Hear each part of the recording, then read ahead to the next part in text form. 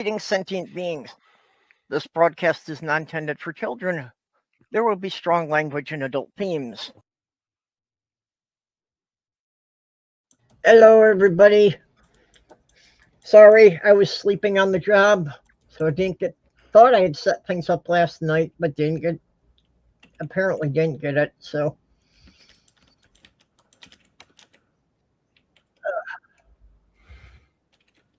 yeah, I'm even having trouble with words now. So, Words are hard. That's why you should do code instead.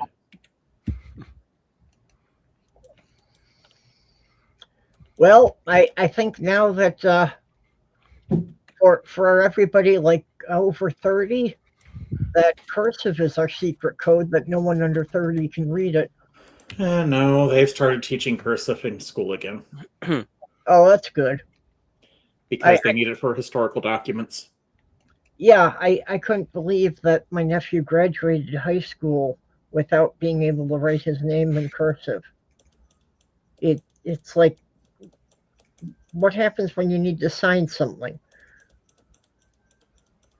You know, there's still going to be papers of some legal status that you'll need to sign from time to time. Although a lot of that's done online, so electronic signatures and all, but still.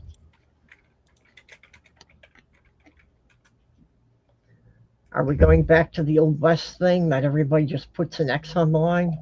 Well, that's because a lot of people were still illiterate. Yep. Oh, hey, Molly showed up for us. No, I'm not on the right one yet.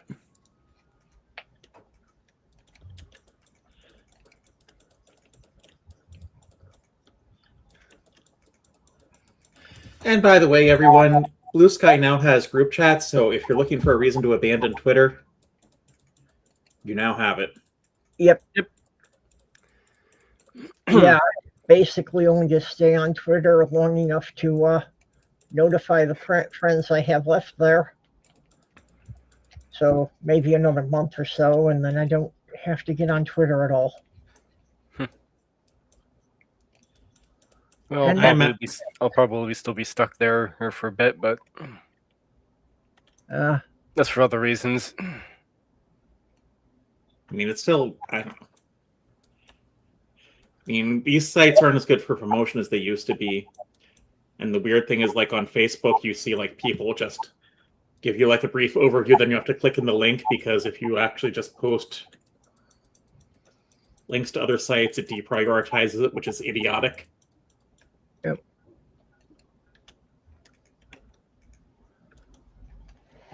Oh. Hey, Jen, I haven't seen too much of you lately. Yeah, I'm not quite to the hallucinating stage, but I'm at the stage of sleep deprivation that people may mistake it as me being drunk. I was having fun and putting Grok and Gemini against each other, or watching Gemini analyze Grok's responses. That sounds like an interesting exercise. Yeah, it was on Israel being a genocidal group for Gaza. Grok was firmly saying, "No, they weren't. It wasn't genocide." Yeah, I was imagining what Grok would say on that topic. I don't know how you. Well, right, Grok is how Elon Musk is gratifying himself because the world's richest man can't find a better way to have someone constantly suck his dick. You know, hookers are a real thing. That's something money can buy.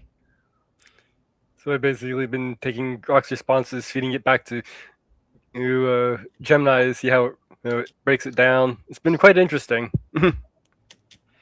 But I just gotta say, I don't use Grok, so. No, I've never used Grok. I find it useful for some creative writing and bouncing ideas off of it, but not very. It hasn't been very good with the more right-leaning takes, or just tries to be neutral on everything. Except it won't insult Elon Musk anymore. That's disappointing. We'll have to find some way to hack it. That's the only thing it was good for. Well, I mean, no one really needed an AI on Twitter. No one was asking for that. Was anyone asking for these AIs at all? Computer scientists have been trying to make like these things for years. Yeah. But I mean, the general public would like some true AI, which this really isn't. It is true AI. I think a lot of people misunderstand what AI actually means. Okay, AI just means you're trying to simulate human level intelligence, and I'd say it does that. Oh, so that's what MAGA's all about. If the goal of AI was to simulate human level intelligence, it got easier to make by them lowering the level of human intelligence. Oh, I thought you were about to say MAGA was an AI. No, I think MAGA is just generally about human stupidity being that obvious. Yeah. Although we are finally hearing about more people finally realizing that Trump was conning them, and that, yeah, things are not any better for them now than last time they voted for Trump. Better late than never, I suppose. I mean, they knew he did a disastrous job last time. Yeah, I can't understand anyone who voted for him the second time, let alone the third time. Oh, and just the destruction he has caused to the White House property. Oh, jeez. You know, with leveling the East Wing, and now with that ghastly scar he left from the arena for the wrestling match. No, it wasn't a wrestling match, but yeah, it's a UFC fight, but yeah, okay. But yeah, just hey, I think that was the best White House Pride celebration ever. Yeah, I think they did said ever manage $2 million to repair the grounds from that, which of course is taxpayer money. Are they even going through and trying to clean up all the trash everybody left? Yeah, I think that was part of the $2 million cleanup. And of course, there's the reflecting pool. Yeah. Or the reflecting swamp, I should say, at this point.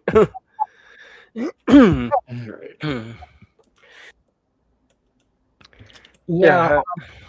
Apparently, there's an animal rights group that is going to be doing an autopsy on the dead ducks they found there. It's not hard to figure out how they died.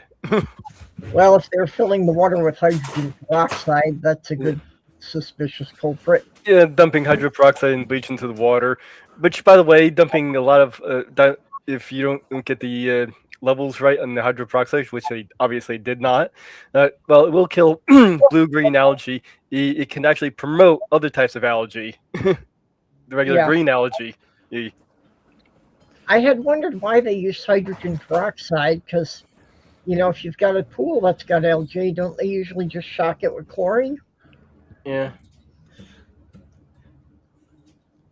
And I think chlorine is relatively safer than hydrogen peroxide. And of course, the way Trump was arguing it, well, it was leaking. Well, that was actually by design. And the thing was, it create the water that came out of it. It created the water flow, preventing the algae buildup. So all they had to do was just keep refilling it with water. Yeah, that has historically been a problem with it. Well, yeah, that's actually kind of by design, though. It actually that's what prevented it from building up algae in the first place. Trump sealed all that up when he had this redesign and put the cheap paint job over it, which obviously it was a cheap paint job, seeing as it stripped up, probably from the hydrogen peroxide and bleach. And of course, we have all these people being arrested with Trump claiming somebody took knife or box cutter here and cut like a 350-foot gouge on it, which wouldn't have caused it to peel up if it was actually a decent paint job, even if that is true. Well, and there's cameras on the thing all the time. So for somebody to be there and, to do like he said, that they're cutting with a knife the total length of the pool, yeah, wouldn't they be playing the video footage of that all over the place? That would take a little bit of time. And what some people have done is they reached into the pool, touched the liner that's been peeling up or tearing a piece off that's already falling off. Yeah, and taking it as souvenirs. Yeah, that has been happening. They have arrested a few people, but yeah, now they're basically trying to arrest anyone who touches the water. Yeah. This is what happens when you hire someone who has no clue what he's doing to do the job. I mean, president. Yeah. Well, look at it this way. He's draining the swamp. Well, of course, he caused the new one. He's caused the swamp, but well, technically, it's not a swamp. It's just. I had always wondered how his plan was supposed to work about, draining the swamp by restocking the alligators. Trump also claims Obama spent $134 million on repairs. Obama actually spent $34 million on the filtration system. Oh, that was another good one. Just increase the order of magnitude. Yeah, who finds it so heavily ironic that the person who he hired to put the filtration system in is Green Water Service. Oh, actually, Jim is saying Biden. Oh, yeah, Biden didn't spend anything on it. Yeah. Yeah, it is something that has been a problem for every president for decades.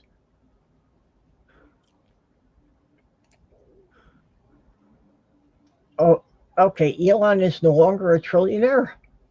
Oh, it's probably his stocks dropped like a fucking rock. Okay, I didn't know that he had recently had a sudden drop. What happened? Did SpaceX blow up on the launch pad again? I don't think he ever got to trillionaire. It's like he did. No, he would have. No, he did get to. He did get to. No. He would have if certain things continued the way they have. It may be that he's on his way there, but not there yet, or it could be that that's not what I heard. I've heard he did manage it, but I guess it's dropping back down. Well, I saw the headline saying that he had reached it, but yeah, that's what I saw too. Yeah, you need to read more than the headline. So it was a bit overhyped. Oh, good grief. I'll be back. Okay, Orla says yesterday he was still a trillionaire, even though he lost $350 billion today. He lost about $150 billion. Okay. Nope. Well, what I'm seeing is that he became the first trillionaire on June 12th, 2026. Yeah.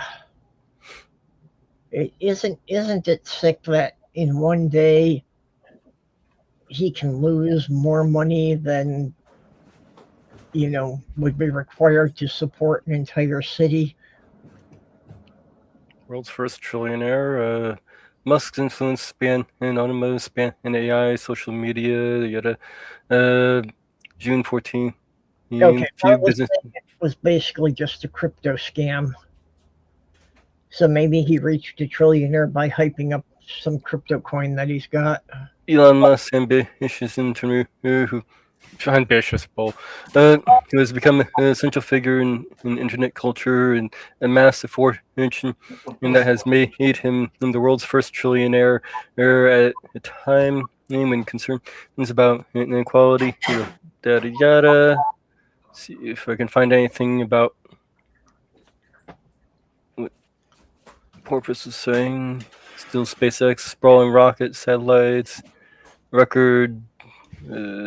Yeah, sorry, unfinished journey. When I first set up the stream, for some reason I had the time at 4:30, and I had to go back and correct it.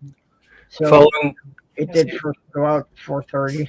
Following the share sales, Forbes pegged his net worth at roughly 1.1 trillion, and far ahead of the man next in line. No, looks like from as far as I can see here, it's saying that he did hit a trillion. Okay, well, from what Orl is saying, it seems that he was like technically a trillionaire due to artificially propping up some crypto, and as soon as people started making money out of the crypto, then he dropped below it again. Yeah, it might have been in crypto. I think he was also inflating some of his stocks too. Yeah, what she also is saying here, stocks in places like South Korea went down by 12%. Yeah, so it was based on an artificial inflation. But that's how stock markets go. That's why they're bullshit. Okay, Orla said you didn't mean to say that it was a crypto scam, but it operated that way. Doesn't surprise me. Yeah.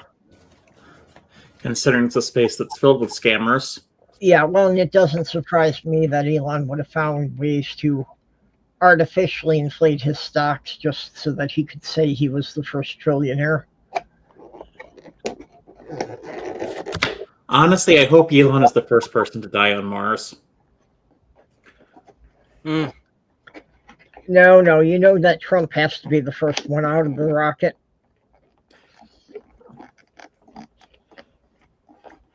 That's okay. I'm sure the ship has airlocks. Yes. But also, I don't think Trump would make it to live long enough to be the first on the rocket. To be on a rocket to Mars. I don't think. I don't think his health is going to allow that. Well, he would be if you told him that he was going to get to be the ruler of the entire planet. I remember this one AI image of Trump standing on the moon with his helmet off. Such things dreams are made of. Given that he's like 80, I highly doubt that he would do very well in a rocket, even though we know like Bill Shatner was up there and like he's... How old is Bill Shatner now? He's pretty old. He's in his 90s. And most of his Star Trek co-hosts are dead.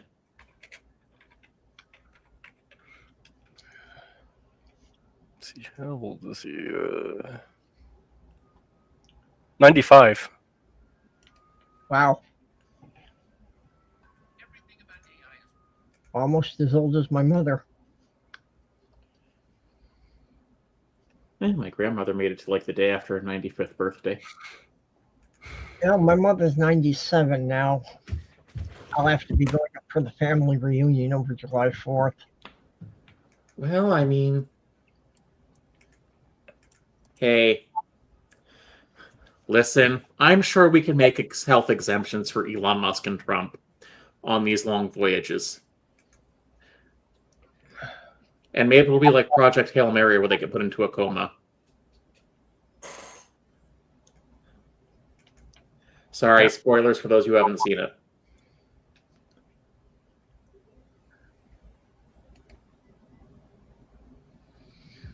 Yeah, well, Trump's not fit enough to be president either, but that's unfortunately not stopping him.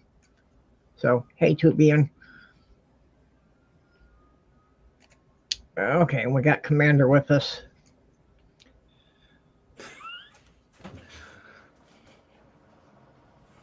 Yeah, we don't use those communist degrees here.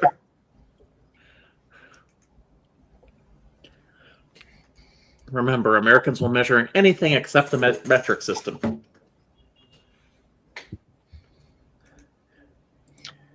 Yeah, and even the imperial system is weirdly arbitrary. Like the inch is defined as being the length of 3 barley corns. Why barley corns and why 3 of them? And I don't think that they're all a consistent size.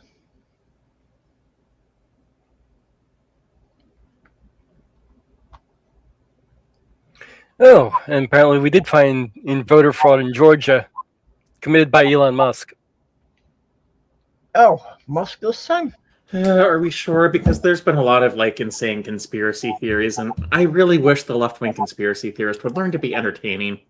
If Donald Trump's administration really wanted to find evidence of foreign interference in Georgia's election, means they need to look no further than in the president's old friend Elon Musk and his shady super PAC. He sent out pre-filled out ballots. Yeah, that's an old story. It's not. Yeah, well, Elon Musk did try to buy votes in the last election in Wisconsin. And failed miserably. That's my favorite part. Yeah, that he could spend that much money and still do nothing. I think he forgets how many people don't really like him. Well, I think Musk and Trump both have the same problem. They have such big egos they can't comprehend that there are people who don't like them.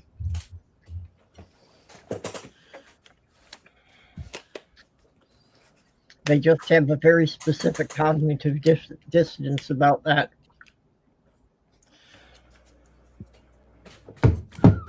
Trump's malignant narcissism. Elon is just, well, Elon. I don't think he doesn't come off as a narcissist. He just comes off as a weird little guy. I think he's a narcissist. I don't think and a so. weird guy. Yeah, no, I think he's a narcissist too. You know, he needs to be in the public eye. You know, he needs to feel that he's, greater than all the other rich people. I mean, it was hilarious to see, like, no one wanted him on Epstein Island.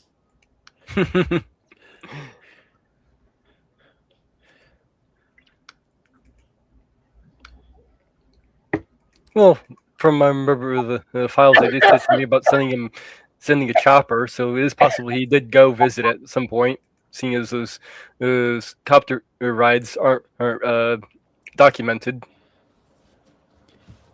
Yeah. But I would also, it seems like, why would you?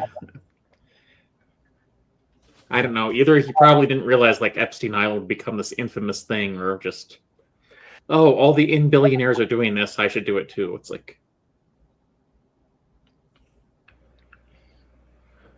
well, I'm sure that everybody involved in the Epstein files didn't think it would, become a public thing.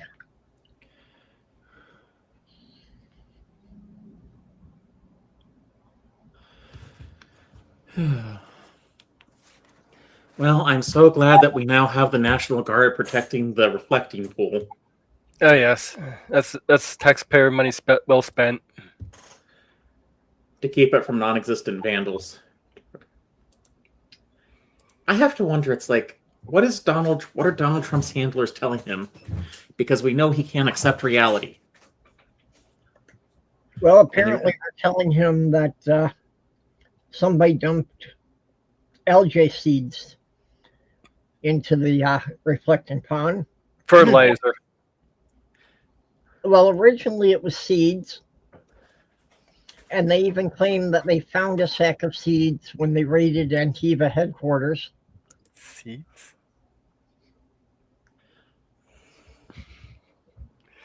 Yes, Antifa headquarters. Which, yeah, neither Antifa headquarters nor LJ seeds exist.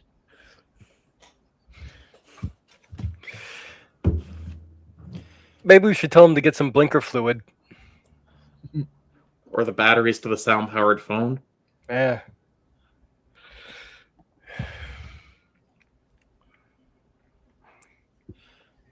The key to the flagpole. Left-handed smoke shifter. The dehydrated water.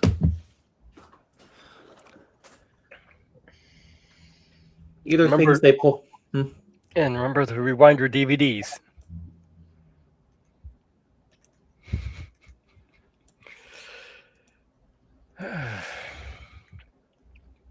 Yeah.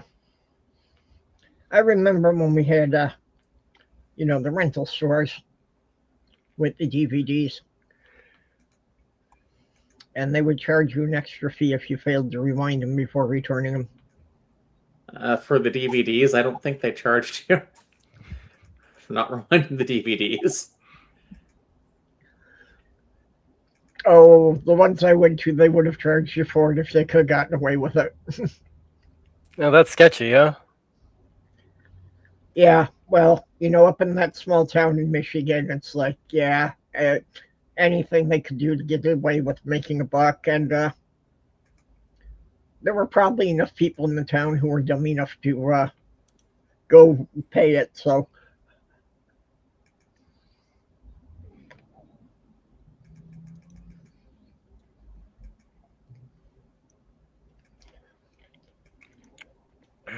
yeah, too, when I was just talking about that, yeah, if vandals had cut the length of the reflecting pool with a knife, like Trump was saying, that, yeah, there'd be video footage of it, and Fox News would be playing that endlessly. And like I was saying, even if somebody did do that, wouldn't cause it to peel up.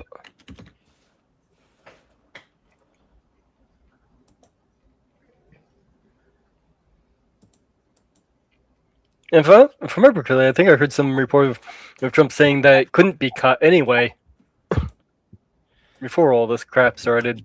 He did. I'm sure he claimed it was somehow indestructible when he had first paid for it.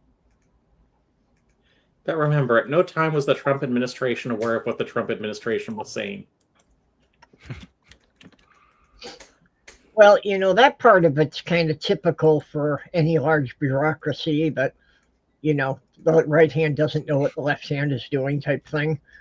Yeah, but not usually within a single person. Yeah. Yeah, I was going to say.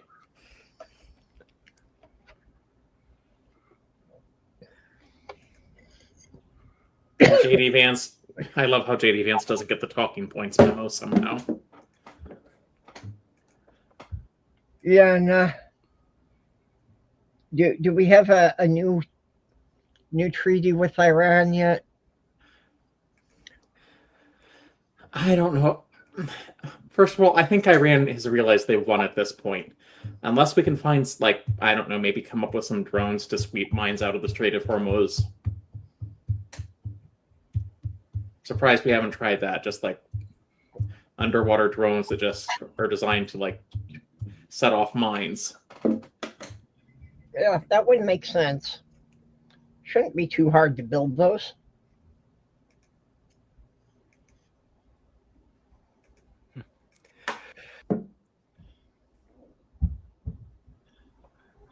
But no, Donald Trump, like I said, I think the issue is Donald Trump is getting fed news that is incorrect from his handlers because he does not react well to being told the truth, which is that he's an idiot. Actually, they had proven that 6 months ago, that he was not being told the truth about some major events. I forget exactly what it was. Yeah. Which is why he keeps insisting, the economy's getting better. Yeah. And it's not working because everyone can see it's Yeah, that was one of the things they mentioned, was that they were feeding him false reports on the inflation and how the economy was doing. Oh, but his support is 100% among his supporters.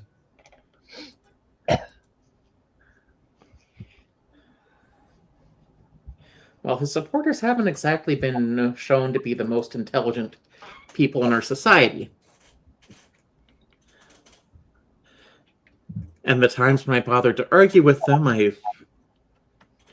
let's see, I think I referred to them as Dr. So-and-so, 8th grade graduate. Yeah, or actually, enough of the Republicans in Congress are no longer afraid of Trump that they went ahead and they passed an aid bill for Ukraine, and I think they also put sanctions on Russia. They've also limited his war powers.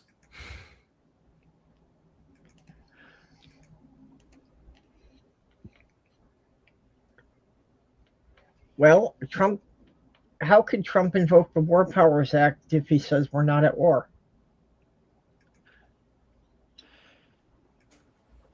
Well, I think they're just saying no. They've told him to like withdraw all troops from Iran. Whether or not he's going to do that is a different issue, but Yeah. Yeah, it's been Schrodinger's war. Well, he's also saying that he's going to send U.S. warships into the Straits of Hormuz, so that the U.S. is going to control it, and the U.S. is going to charge tolls for all the ships going through.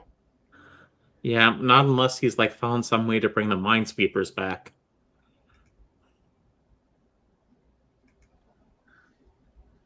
And then he's like irritated all of our former allies. It's just my favorite was like the exchange between him and the Italian prime minister. It's like she asked for a selfie. She's like, "No, I didn't."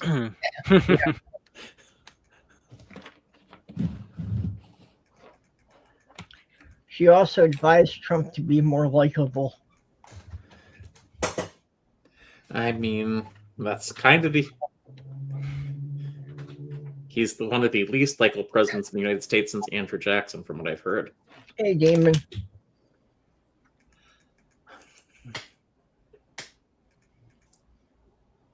Well, I thought he had managed to rank as the least likable president since they started taking polls on such things. Yeah. That people have officially said that he is worse than George W. Bush.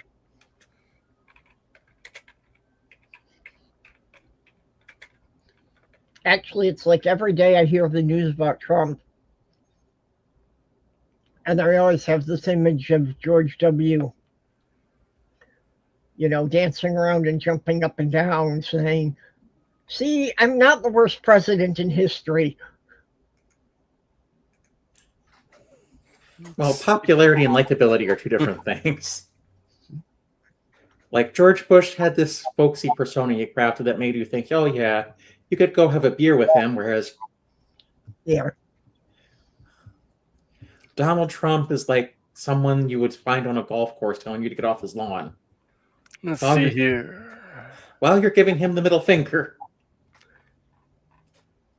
Most unlikable presidents. The AI overview puts Trump at number 4, and the New Republic, it puts Trump at number 1 as worst president. Okay, I'd heard and we can hear that purpose. Okay, if that other poll ranked him at number 4, who were the 3 ahead of him? James Buchanan, Andrew Johnson, and Richard Nixon.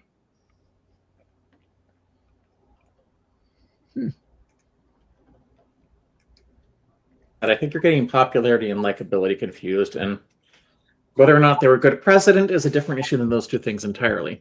Yeah, I think it's ranking 2 different things here. Like, I'm not sure. I don't understand the difference between popularity and likability then. Well, likability just means, like, do people like you? Popularity doesn't, it's like, could people like you? Popularity is like, are you popular? And okay. Most despised U.S. presidents. Let's see what this one says. And I do know Newsweek, during the first term, had Trump as the 3rd worst U.S. president when ranked among U.S. historians. Okay, that one doesn't say anything. I am sure that Donald Trump's 2nd term has propelled him at least to the number 2 spot.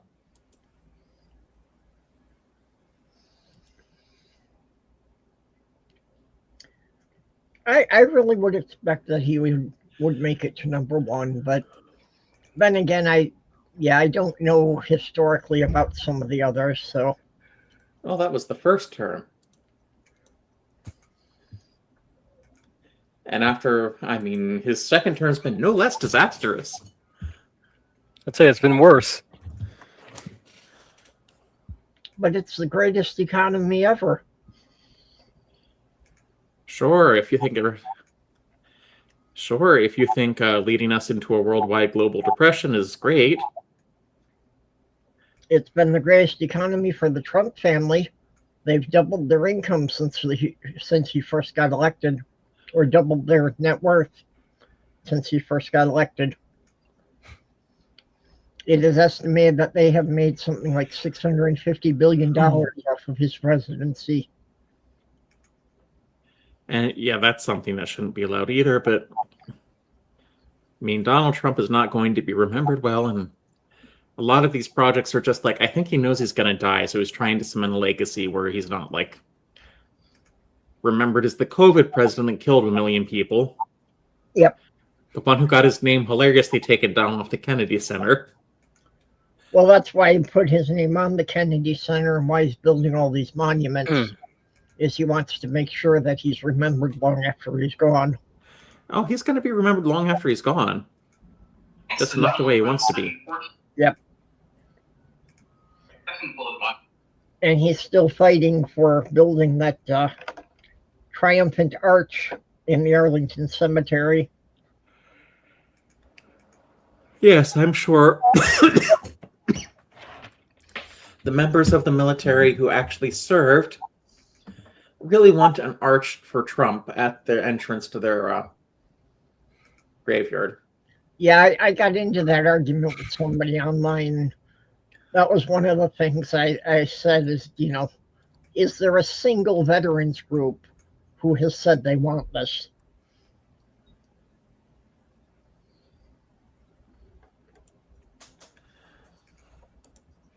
Honestly, if Trump wants to build some memorial arches, he needs to open a McDonald's.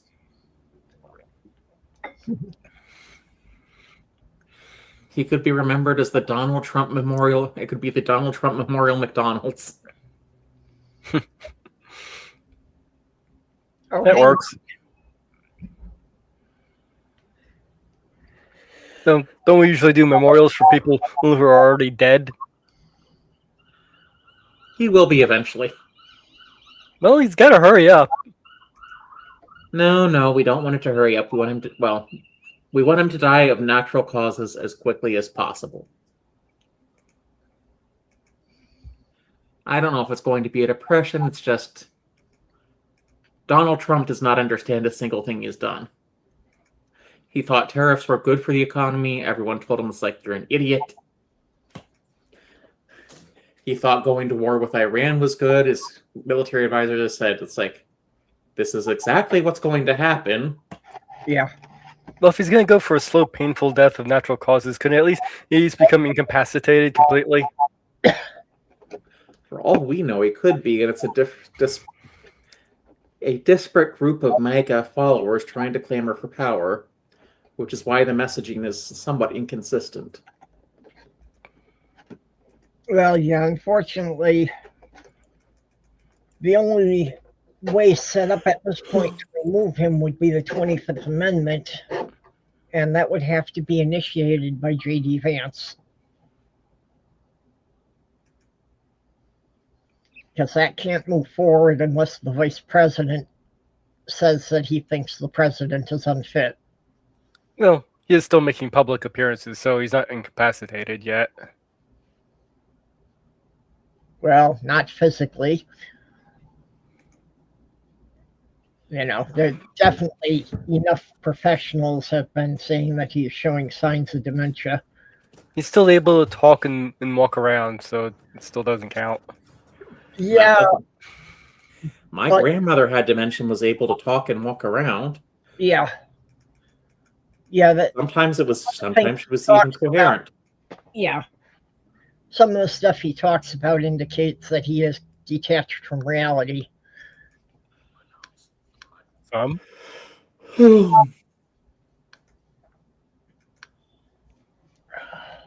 Yeah, I wonder how much of that is dementia and how much of that is just the information they're feeding him because everybody's afraid to give him bad news.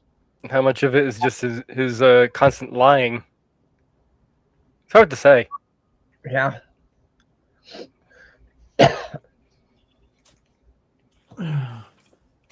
Okay, random thing. Just for anybody interested, this is Sage. She is my newest roommate. No, she's a calico. Yeah, I wasn't really ready for another cat so soon after losing Sammy, but she very much needed a new home. I'm sure she has adjusted somewhat. Well, she has. I was saying I'm not fully adjusted. I'm also sure, like, I don't know, do calicos have their own version of tortitude? Yes. Yeah. But I was told that she was very feisty, and I was all prepared for her to be biting me, well through the first year. And it's like, I'm not seeing any of that behavior at all. So it wasn't that was her attitude. That was her reaction to being constantly stressed out. Well, Athena sometimes bites me, but it's playful. Yeah. Like, she does not want me to leave the house in the mornings when I go to work. Yeah. Well, Petunia was so damaged when we got her that, yeah, she bit anyone who tried to pet her for the first year or two. And I mean real bites. She often punctured the skin.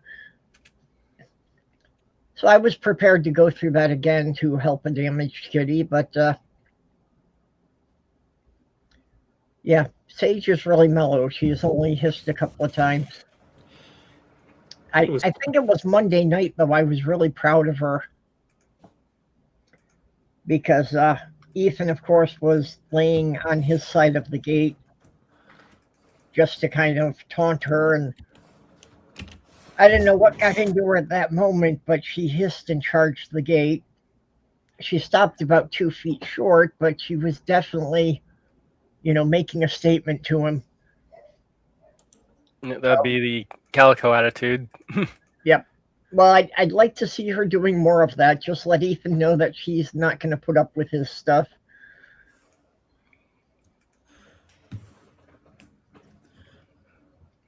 Well, I mean, she's probably just saying, this is my territory now, back off. Yep. But, yeah, the gate's across the hall to let her, explore the hall and the bathroom, but she still is not coming out of the bedroom and still spends a lot of time under the bed. So, still some work to bring her out more.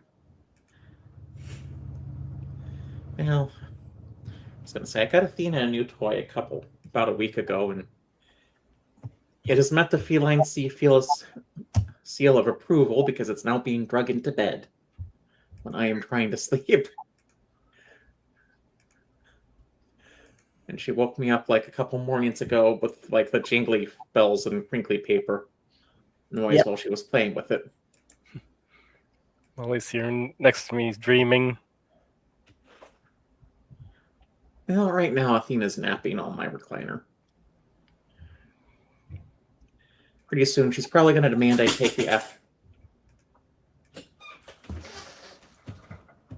take my afternoon nap because cats are creatures of habit, and yeah.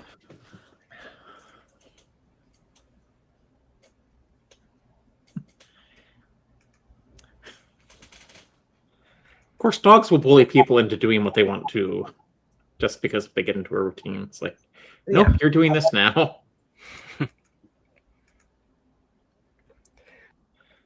So anyone side chat want to join? If anybody wants to come in but didn't get a link, let me know and I'll send you a link.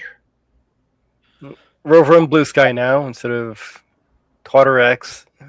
Yeah, actually, it just occurred to me that I did not put the link in my Discord, which I usually do.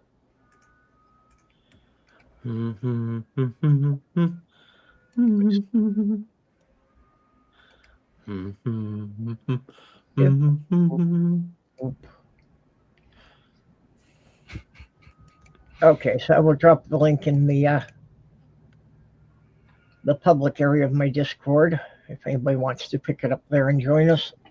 I have to wonder. It's like there is the Goldwater rule in psychology,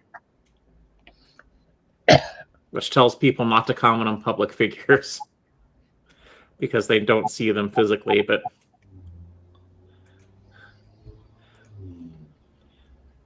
a lot of people feel that Trump falls under duty to warn. Yeah.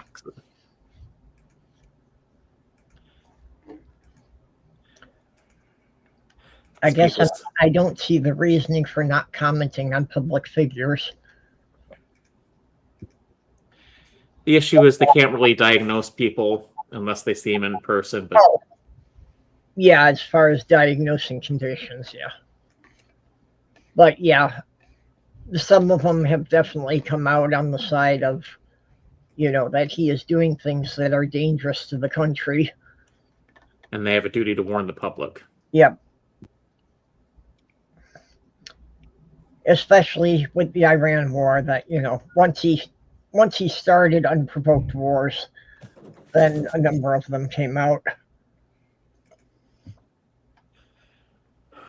I mean, I have to wonder, it's like, depending on the results of the election, Trump's power is either going to be severely limited or he's finally going to be impeached and removed. Just depends on how the Senate elections go. But I think what's going to happen is essentially a lot of things he's going to do are going to get blocked or defunded. Mm-hmm. Effectively ending his power. Well, like I say, that's already started to happen. That, Congress is starting to pass funding on things that Trump has not wanted to fund before, like aid to Ukraine.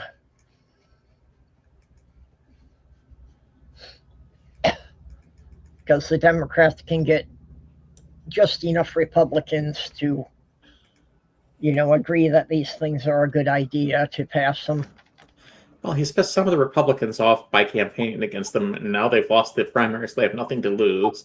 Yeah. Then there was one minor candidate that was Trump-backed and lost,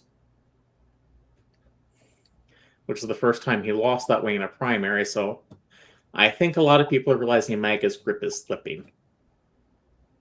Yeah. And even Tucker Carlson says he'll no longer support the Republican Party. It's like, please stop supporting your podcast, Tucker, because no one cares.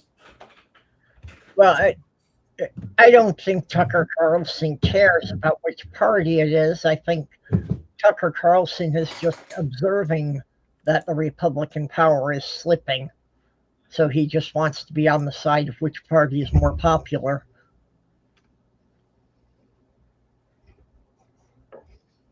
I don't know if there's going to be something to replace it, but the problem with MAGA has always been that it's a cult of personality.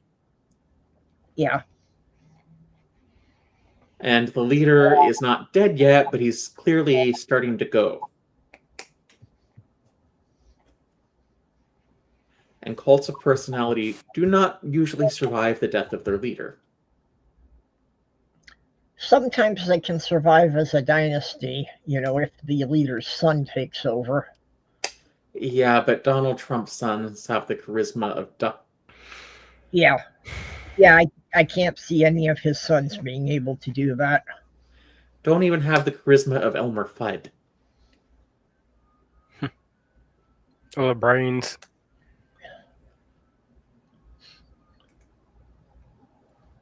So, yep.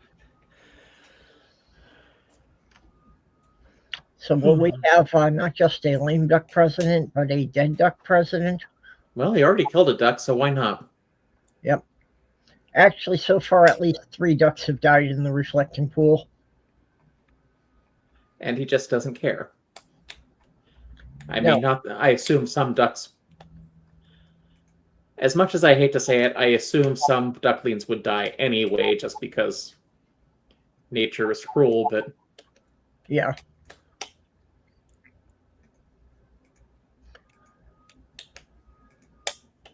But in this case, they believe the cause of the death were the chemicals, or at least some bacteria that were caused by the chemicals. Yeah, well, the fact that it was like 3 of them in 2 days. Yeah, pretty sure it was the The chemicals. rights group is going to autopsy one of them to determine the cause of death. Oh, and if you were ever questioning whether if Barron Trump was actually the Donald Trump's son, well, here's evidence of it. I could care less. I mean,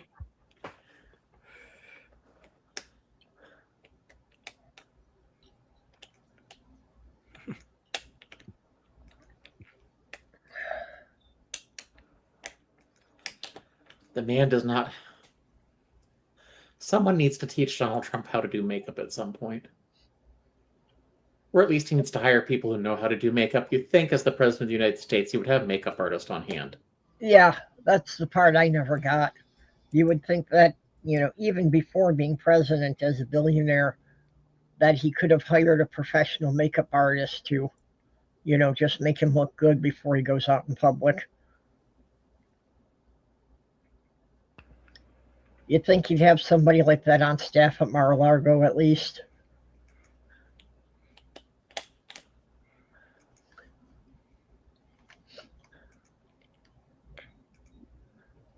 So when he dies, will he be buried on the golf course too?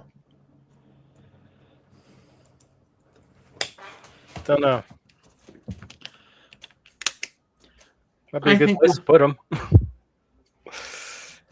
I think we should find a way to give him the least respectful funeral possible, like they did for Osama bin Laden. Mm.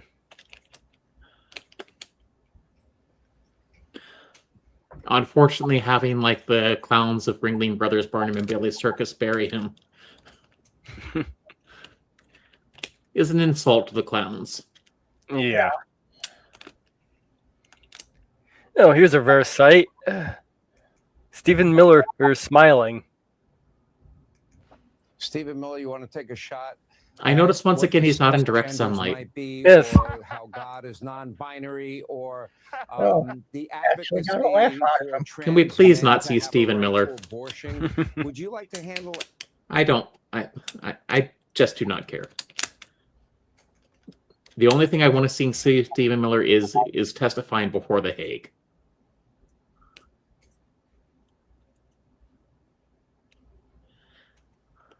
Or at least with a stake through his heart. Wait a minute. He thinks BlackRock owns apples, chewing gum, and lots of uranium. I don't understand that sentence. I don't think you're supposed to. Okay. Also, methinks is an archaic English word that's one word usually meaning it seems. Yeah. I got the methinks part. The part about chewing gum and uranium is the part that threw me off. I don't think BlackRock owns uranium. I think it's a logistics company. Or a mercenary company. I'm not sure. Yeah, I thought they were pretty much just mercenaries.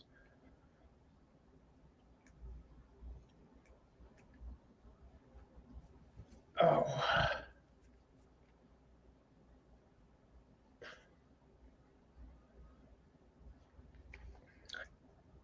Yeah, I can't get how Trump thinks that that the U.S. charging tolls in the Straits of Hormuz is going to go over, internationally with all of the other companies that are buying oil from there. Well, I think what we're going to see is more pushes away from like fossil fuels in general, like more electric cars. I've seen even like, and this was a weird thing, I saw someone proudly touting the first wind-powered ship, which a lot of commenters were, it's like, I don't think that's right. I did see something about that, about a wind-powered sailing ship. Now, where were they showing it coming into port? Well, it was a windmill-powered ship, not... Wind power. I'm pretty sure we've had wind-powered ships for a while. Yeah, no, but it is something that they've been experimenting with, with modern technology of big freighters that the wind would be assisting them so they'd burn less fuel. That's common. Like some use like large parachutes. Yeah. To push the plane. Some use like it's a weird spinning thing. Yeah, that's the one I saw in the middle of the ship. It was just a real tall thing that I thought may have been a Savonius wind turbine.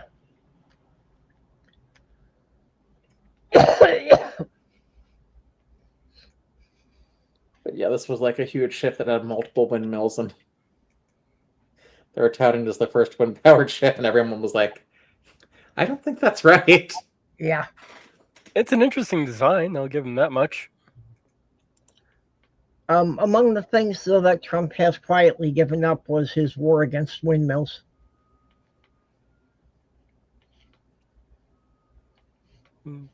Looks neat. Okay, that's the one I saw. Didn't have that many of them, but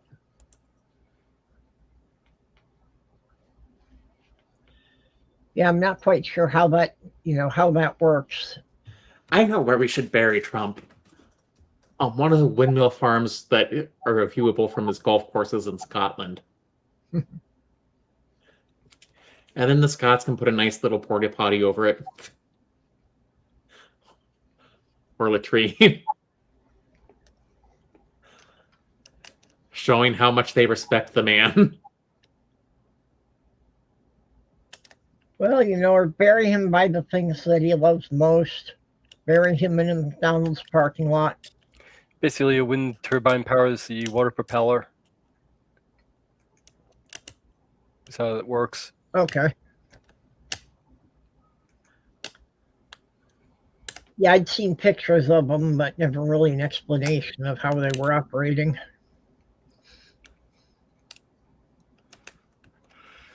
Everything okay there, Harmonica Man? Yeah, I just saw that comment. Yeah, I know that you've been in pain for years. But I hope you're not feeling that's time to do anything drastic.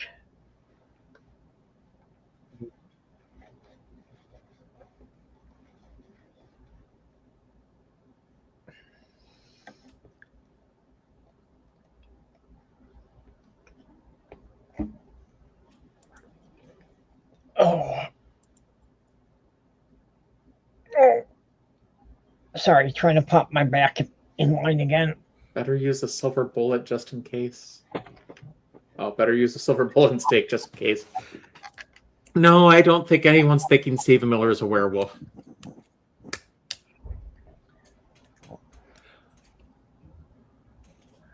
Well, there are definitely ghouls in Congress.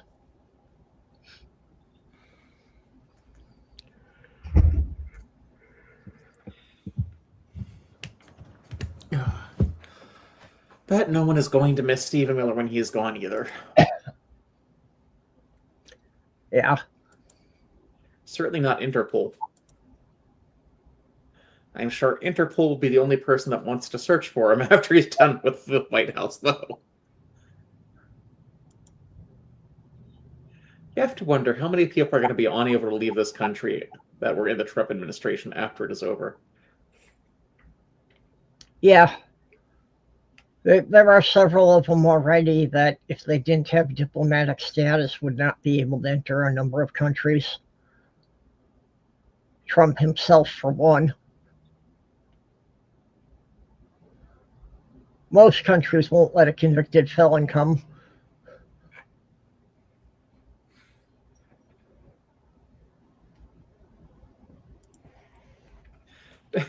Speaking of which, did everyone see the Australians chanting at the World Cup?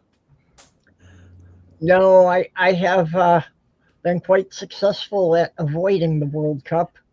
I heard about it. Can't remember exactly what they were I don't remember exactly what they were chanting. Well, there are only two lines, but the important one is Donald Trump is a sex offender. Oh, that was it. Yeah.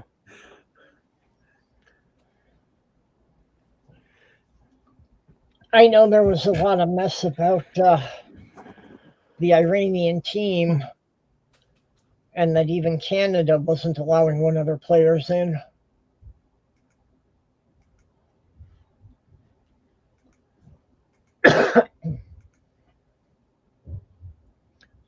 There also seems to be a thing that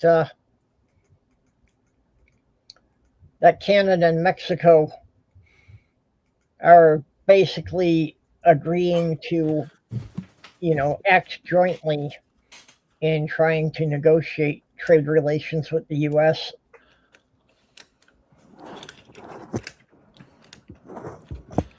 Any suggestions? Well, first of all, for your type of channel, I don't know what your following is. I'd probably try to affiliate selling harmonicas because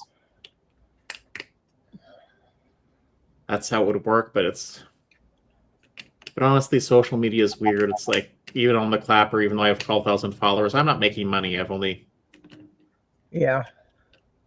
I mean, I pulled in some money, but it's more like reducing the losses because it's like $17 at this point.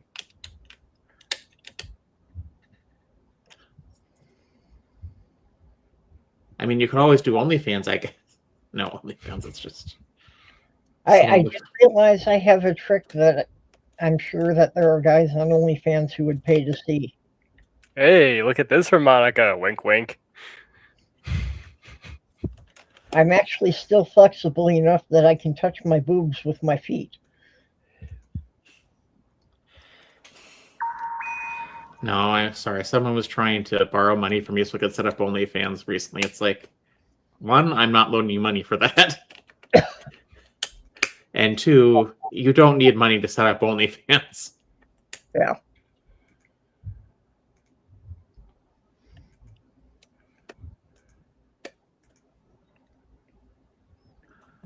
Well, there really needs to be a website called Only Floofs just for people to post all their cat and dog pictures. It's called Instagram or Facebook or Twitter or Blue Sky.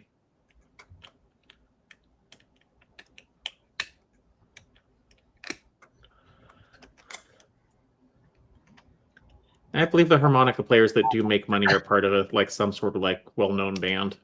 Yeah. I'm sure the Blues Travelers guy made a lot of money.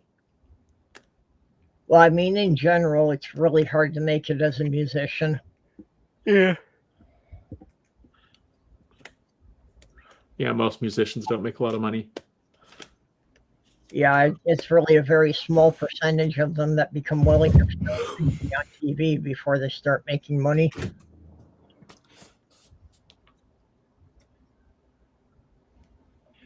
I know some people who do on YouTube who have small bands and do occasional gigs, but that's not their primary. Yeah, well, Neil does that. Neil, the 604 Atheist. He's got a band. They play occasional gigs. Do you hear about the band 1023 Megabytes? No. They haven't gotten any gigs yet.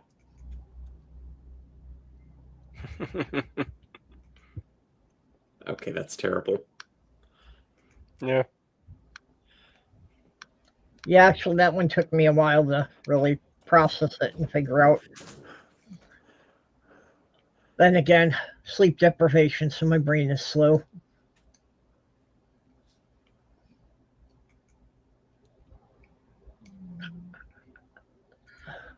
I mean, building a niche on you. First of all, YouTube is harder to build an audience on.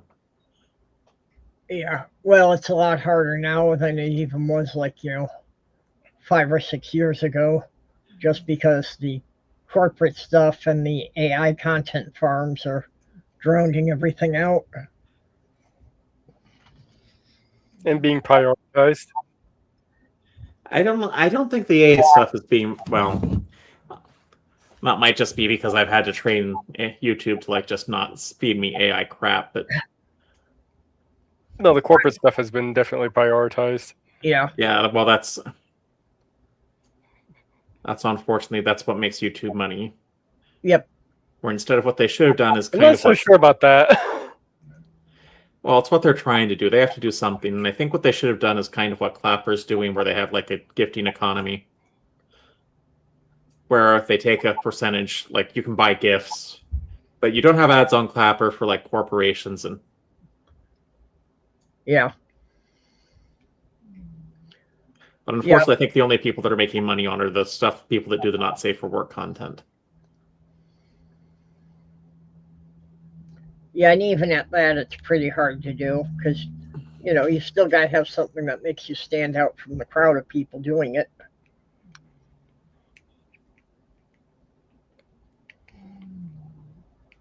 Well, sometimes it's just skill. It's like there are certainly detailed creators that never get anywhere on YouTube. Yeah.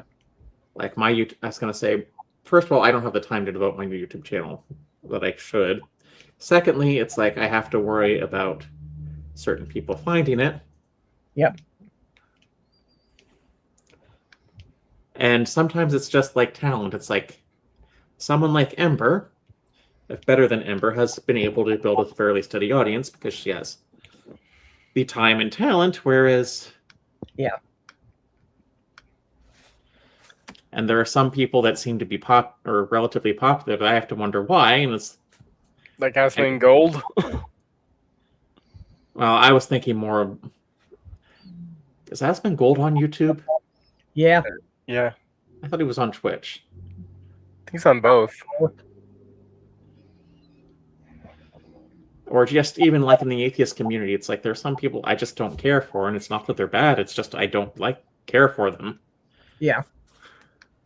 Like their content just doesn't interest me, or their presentation style doesn't. Yeah, there's a number of Jive them. with me. Sorry, go ahead. Some of the call-in shows do quite well, and I just don't care for that style of content. I'll watch those occasionally. But I don't like it as when other creators who start these call-in shows will just take in clips and put them on their channel. It's like, no, I'm not watching you for this call-in content. I don't want to see this. Yeah.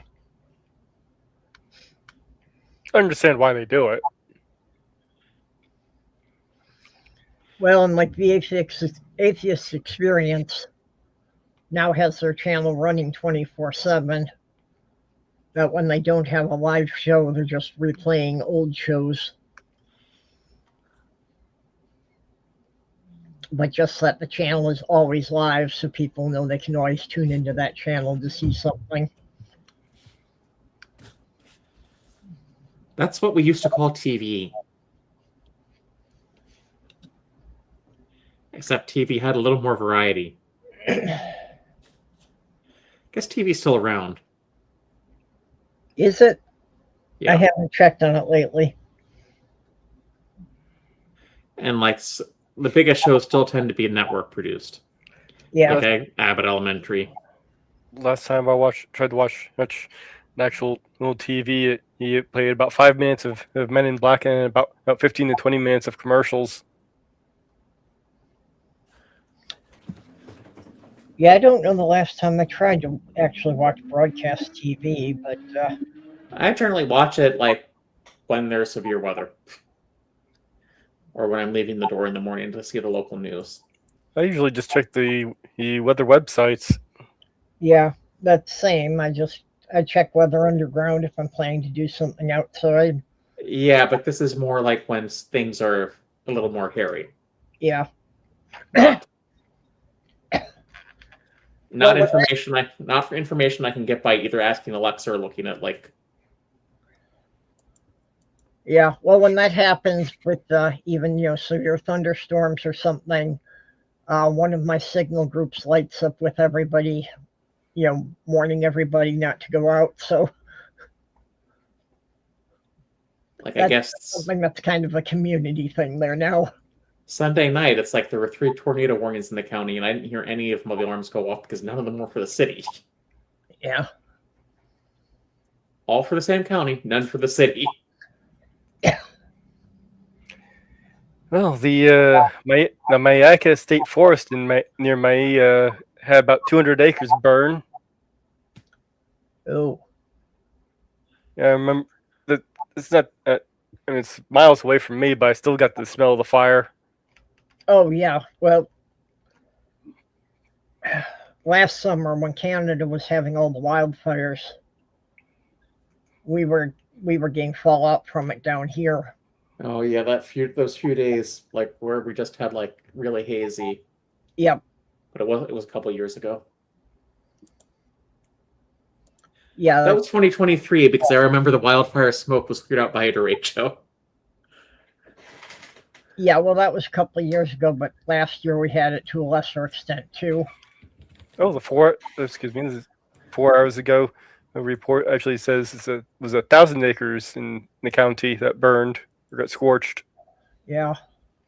But yeah, I remember that, you were saying it's 2023, that here that for a couple of days the haze was so thick I couldn't see the building across the street.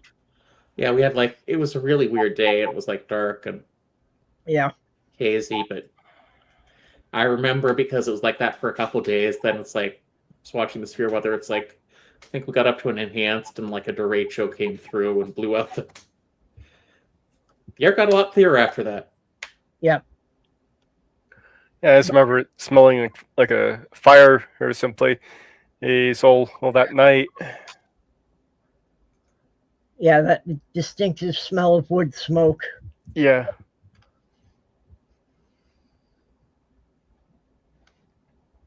It's so strong, I was actually looking around my house to see if there's anything on fire. Well, I mean, here it's kind of common, especially if it's, chilly at night. A lot of people still have wood-fired heaters.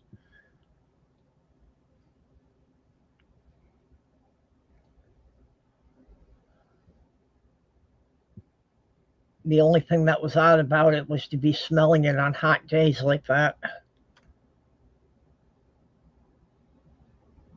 Well, I mean, in the summer, sometimes you can smell people doing barbecues, but yeah, definitely a different smell than the barbecue. Yeah, it wasn't that.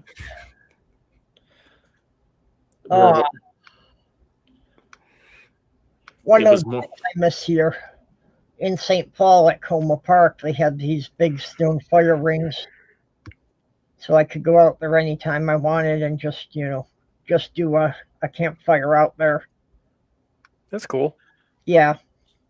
So I used to host weekly socials out there, and just roast hot dogs over the open fire.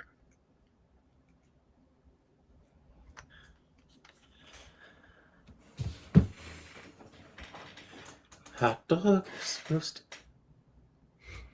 Yep. I haven't taken out my grill this year. I wonder if I should. Well, I've got some lighter fluid, some charcoal left, and some pork chops. Maybe this is the time to do that. Sounds good. Yeah. Also, I think it's supposed to rain soon. The building has some charcoal grills in the courtyard out here. It's something that I think about from time to time, that it'd be nice just to go out there and roast some meat, but I don't know, never quite seems worth the hassle. Yeah, we don't have any grills in the building. It's just what we can have are smaller grills as long as they're not standing. Yep. And then it's there was one guy asking me, "So are you gonna cook any meat?" It's because I don't think he gets that. It's I don't cook. It's that much. It's I have a little tiny mini grill, but it's actually hard to get a good heat out of it because it's so small. Hey, stop. Yeah, I've got a little camp stove for, emergencies like power outages. Yeah, I have one of those. Still, heat up a cup of tea and some soup if the power's out. I don't usually keep the propane around for it, though. So far, the power outages have not lasted long around here when they have happened, but when that derecho hit in 2023, it's parts of the city didn't have power for 2 weeks. Yeah. No, we haven't had any real long ones. Around here, we've had a number of them, but they're usually back within 3 or 4 hours. I think it just depends where, I'm fairly close to commercial districts, so power gets up. Power. Yeah. The return to power gets prioritized pretty quickly. But there are like parts that are in the relative center of the city where it's like where I've known people who haven't been able to get power for weeks. Yeah, I'm kind of wondering how things are going to go. Oh, next time we have a big hurricane come through here with FEMA gutted the way it is. There's been so much damage done to federal agencies, it's going to take decades to repair them. If they get repaired at all. But I can't see a lot of what Donald Trump did lasting because it's... Yeah. Because it's just been horrendous. Well, unfortunately, he has been cutting money to states and cities he doesn't like, so infrastructure is not being maintained. He's been trying. He keeps being told, no, you can't do this. Yeah, I've not had to rely on FEMA myself from a hurricane, but I do know there are a lot of people who have. Yeah. Well, Trump's latest one is he sent a letter out to all 50 states and the three U.S. territories saying that if they don't cut the fraud, he is going to cut off the federal unemployment benefits. And again, this is for a program that has such a small amount of fraud, it's virtually unnoticeable. Yeah, I'm sure if you look hard enough, you can probably find fraud in just about any program. Oh, yeah. I mean, it's not non-existent. It's just, it's like doing food stamp fraud. It's not worth the reward. Yep. Yeah, it takes more to do the extra paperwork for everybody than what they will save by catching the fraud. I want to make sure that 1,000 people who deserve it get it. Even if it means one person who doesn't deserve it gets it. You want to make sure that the one person who doesn't deserve it doesn't get it, along with the other 1,000 people who do. Well, the thing is, if they would just do like a universal basic income, so many of these like programs would lose all their overhead. Yeah. Well, and it would be cheap. It would be cheaper overall. I'm in favor of UBI. Yep, they were announcing it as a great victory that 770,000 children are no longer on food stamps, and they tried to spin it to make it sound like this meant that their parents had gotten gainful employment instead of that they had just cut them off the program. Well, in Fallout after the Great War, no one is on federal assistance anymore after that happens. Of course, that's because there's no federal government anymore. But... Yeah, I'm afraid that the total collapse of the federal government would not go well for most of the population. Hey, they're working on it. Fortunately, in Fallout, it's like most of the population does get killed in the Great War, but...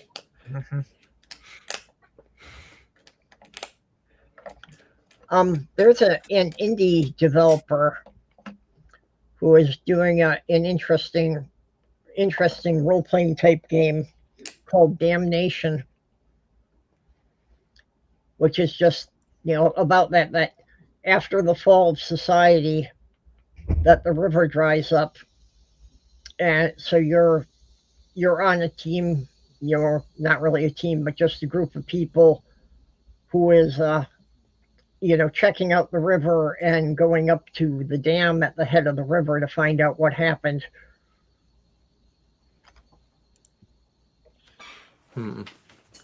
I wonder if this...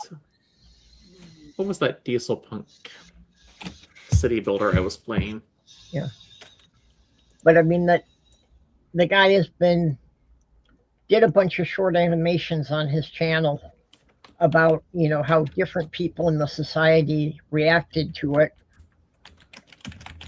And actually they were quite entertaining, and it was, some excellent world building in with the little short stories and the animations. It was called News Cycle.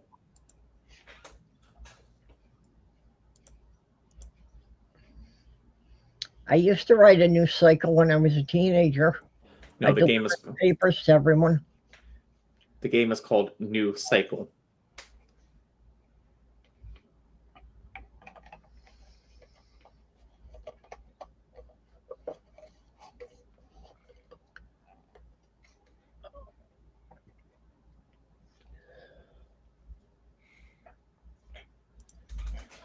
It's kind of depressing if you play through the story mode, so. Excuse me.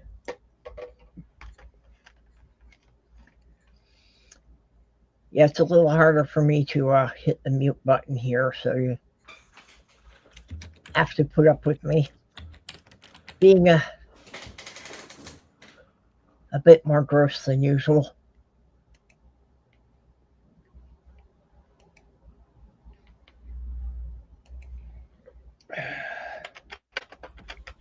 In some ways, it's in the same vein as Frostpunk, except the environmental catastrophe is different. I ran off a bear the other day with my sword. I'm sure the bear was unhappy about that.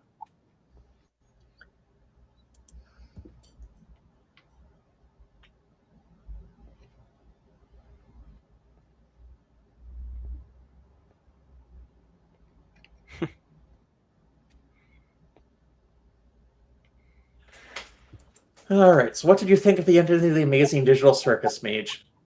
I liked it. Like I said, I think they should have been extended through a few more episodes, as though it felt a little bit too condensed. Well, Glitch has other shows they'll be working on, I guess. Oh yeah, Gaslight District is going to be the next one. I did see the pilot to that. That looks interesting. I think there are 2 episodes of that out, but and then I've seen like the pilot for Knights of Guinevere. I still haven't seen that one. I need to get around to watching that, but that's been on my list for a while. Which is done by the same person who did the Owl House on Disney. I thought it's the same person, but yeah, I watched group. Yeah. Your pilot. Oh, it is. It is very much anti-Disney too. So. Yeah. And there's a new one called Game Oververse, which is like, what did I watch? I did see the pilot to that one. That looks like it might be decent.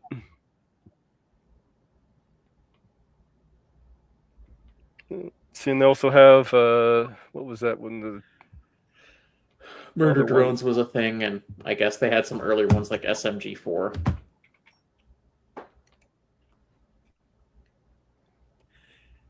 And in a couple of days, I'm hoping to see. I almost said Lobo, but it's not a Lobo movie. Supergirl. It's just Lobo is going to be in it.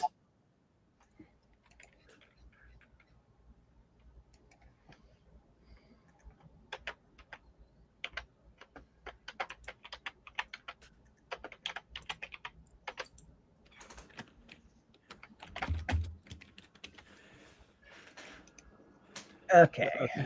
And I suppose I should watch The Mandalorian and Grogu, but.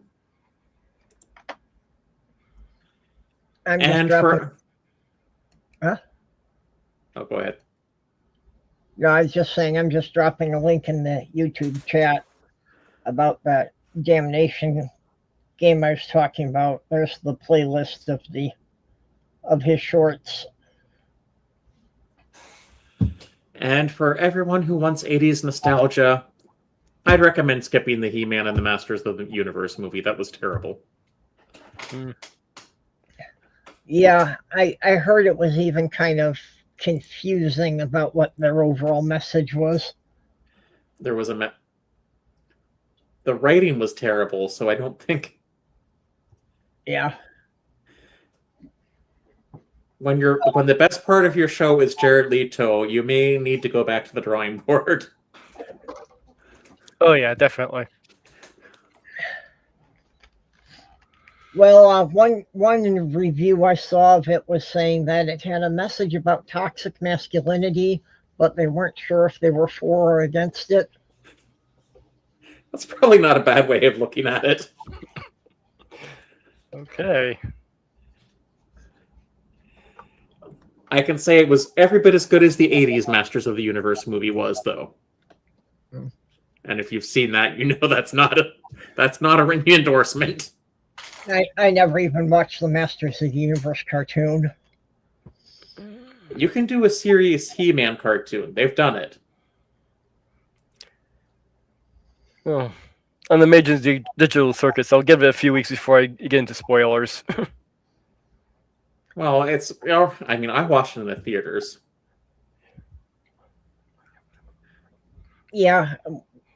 Wait until they get on a streaming service before you do. Well, YouTube. Yeah, it came onto YouTube last week, but I'm gonna give it a few weeks before, so people have a chance to see it. I know, even though there are spoilers everywhere now, but yeah, well, on YouTube, it's always within a couple of days after its initial release, you'll have some reviewers that give away the endings and all. I mean, unless you don't really care. I mean,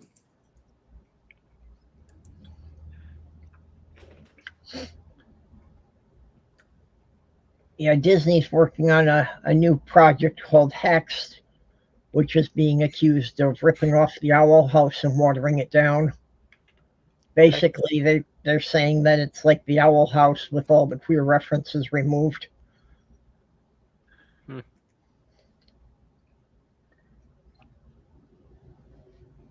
It looks like crap. I thought that was already canceled. Oh, was it? I'm not sure. It's like... Yeah, again, I was watching a reviewer talking about it over the weekend, so...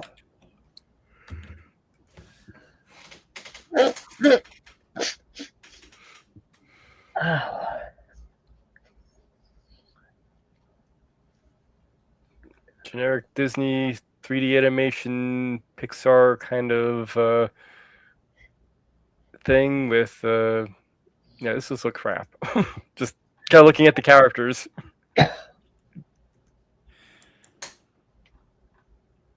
Some people are saying that the new Toy Story movie may be as good as the original. I don't know. Can we please let that franchise die? Please. Yeah, that definitely, I have to agree, that franchise is a little stale. Yeah. But Disney will not let anything die as long as they think that they can get another nickel out of it. Yeah, that's one problem Disney does. They tend to grind things into the ground and then keep going. I also can't believe we're getting a live-action Moana movie. Did anyone want that? Did that get canceled? Or I know they're canceling a lot of their live-action stuff. Well, it hasn't really worked. I mean, first of all, it generally gets bad reviews. Secondly, it's like you don't go to Disney. A lot of the things they're making live action, it's like these are like the typical Disney animated films. It's like no one wants to see these live action. Yeah, these live actions have been worse than your sequel era. Well, Disney's general pattern is that when they've got something successful, they decide it's too expensive to keep producing. So they fire the people who are the creative minds behind it and try to keep running it for another couple of seasons and then wonder why it's failing. That's when they're generous. Well, especially with the cartoons, that they're trying to get them up to 65 episodes because that's the threshold to sell them for syndication.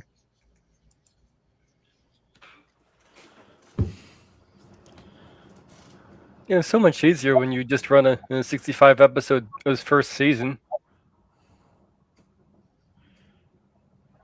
Well, especially with streaming services, seasons really don't mean anything anymore. Yeah, like, especially with Netflix, where they run like 2 episodes and call it a season. I really wish they'd stop doing the 8 episodes per season on streaming. Yeah. Yeah. Like Has-Been Hotel needs 12 episodes or more per season. Yeah, well, it always used to be that the standard was 12 or 13 episodes per season. Used to be like 24 even. Well, for like for cable TV and streaming services, it's been lower. Like Netflix started out at 10. Well, they keep lowering the number. Originally for network TV, it would be that it would run 12 or 13 weeks, and then it would run reruns after that, and then it would start the next season. So you'd have 26 episodes a year, but they'd be broken up in 13 episodes for the spring season, 13 episodes for the fall season. I mean, AMC seems to do that with their shows, so. But I don't know, is AMC finally off the Walking Dead franchise? I'm not sure. Because I guess they're showing the Vampire Lestat now, which I could care less about. The one advantage of having so many episodes for a season is you give yourself more wiggle room for screwing up. Yeah. It also gives you more time to expand the plot. It's like some shows you can get done in 8 episodes. It's like The Defenders work that way. Because each of the characters already had their own shows. Jessica Jones had her show, Daredevil had his, Luke Cage had his. That was an interesting way that was interesting how they did that. I guess, was Iron Fist in that one? Yes. He had his, it wasn't very good. No, it wasn't. Honestly, I think Jessica Jones was probably one of the better ones. Daredevil was pretty good, at least the first season. And they had the Punisher in that one. Yeah, Punisher too. And actually, that one I didn't see. Well, the Punisher wasn't one of the Defenders for obvious reasons. Because the Defenders were about that, like from Hell's Kitchen in New York, and the Punisher. I'm going to say the Punisher is a Marvel character that has to keep telling cops, it's like, do not idolize me. It's like, I am not your role model. It's like, I don't want to see Punisher skulls on your cop cars, on your uniforms, or anything like that. And I love that Marvel came out and said, it's like, if you want a role model, guys, there's Captain America. He'd love to have you. Yeah. Captain America is definitely more of the role model type. Well, that's what Captain America was created for, according to the Marvel Cinematic Universe. Yeah. He was originally just propaganda for people to aspire to. That might not be too far off from the truth of how his creation. The Punisher is a vigilante anti-hero, though. Yeah. The Punisher is one that Lego cannot manage to make a minifigure of because they're still trying to shy away from things with guns.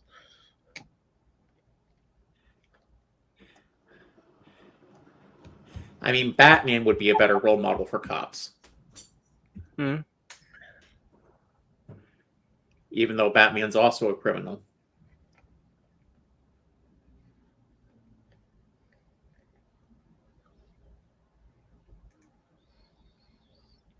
Or the Green Lantern Corps. I haven't had the streaming services, so I haven't seen any of these superhero series. I think I don't know. First of all, 1, 2, 3 movies, TV has it a lot. It's like, and secondly, I don't know if you have cable, but Cartoon Network still they used to show like DC cartoons on Sunday mornings. No, I don't pay for cable. It's like, it got way too expensive. The basic cable around here is like $100 a month, and I just don't watch it enough to make it worth that kind of money. Like, I can kind of understand the whole Punisher thing. I mean, there is a certain amount of catharticism with seeing him do his thing. I can understand the appeal of the character. But Yeah, like I say, a lot of people they want to see justice done to people who are pretty much immune to the regular legal system. Yeah. But the whole point is cops are part of the regular legal system. Yeah. Which is why Marvel has had to say, it's like, stop idolizing this character.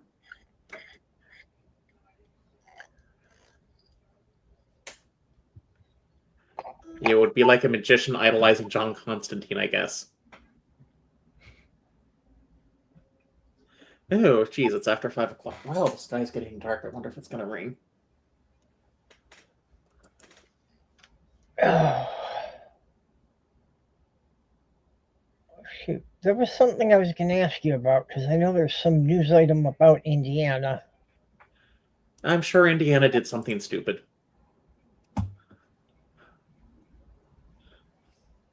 Yeah, I can't remember now. I'm sure it was something about the elections. Is it how our governor is even less popular than Trump? Which I have to admit is an amazing feat. Yeah, no, I hadn't heard that there was any politician less popular than Trump recently. Except maybe that the UK got a new prime minister because the guy was just, nobody wanted him. Can it please be Larry the Cat? The head of lettuce. I don't know. I've seen some people suggest Larry the Cat for the new British Prime Minister. Yep, I have seen that being promoted, and yeah. Well, that, or, when the Queen died, there was also, I ran the poll of who they wanted, the Queen back as a zombie, King Charles, or give the country to the corgis, and the corgis got like 75% of the vote in my poll. Cruz there are a lot of Ted Cruz movies that are better with Ted Cruz not in them. But the problem is that with the whole vampire novels is that there are vampires in them as the main protagonists. Okay, I don't see why having vampires as the main protagonist would automatically make them bad, but I'm only, briefly familiar with them.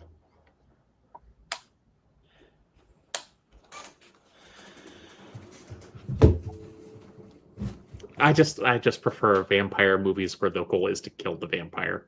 Yeah. Unless they're trying not to be vampires, that can sometimes work. But the whole, let's just be these monsters doing whatever I don't know. Anne Rice was weird. Yeah, I read one of her books, and it just it hit me in strange ways that I just wasn't interested in reading anymore. I've seen some of the movies based on it, but I've never read any of her books. Ted Cruz. Hey, Ted Cruz, Tom Cruise. They're equally as good in movies. Yeah, I saw the first Anne Rice vampire movie. Well, it's have they ever appeared in a movie together? Ted Cruz and Tom Cruise? I don't think so. Yeah, I think that would be like if that would be something that would be the producer's best dream. Oversell it, and you're guaranteed never to make your money back. Oh, you mean like the producers of the Mel Brooks play and movie? Yeah, where they're playing, but it backfired. But with Ted Cruz and Tom Cruise together, you're guaranteed to lose money. Well, I had heard there's even the possibility of Ted Cruz losing his next re-election bid. Yeah, I don't think Ted Cruz is only popular in one place in Texas, and that's about it. Yeah. And in memes where he's the Zodiac killer. Yeah, he just might be. Who knows?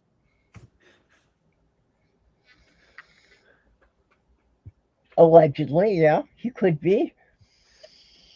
I think the reason most people know that he's not is that Ted Cruz was born 4 months after the Zodiac killing stopped.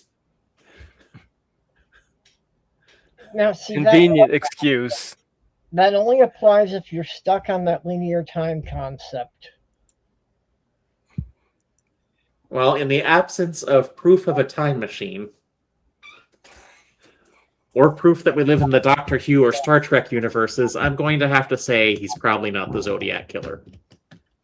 Well, you don't necessarily need a time machine if there are, natural forces that just kind of randomly create time jumps and things. Direct-to-home theater.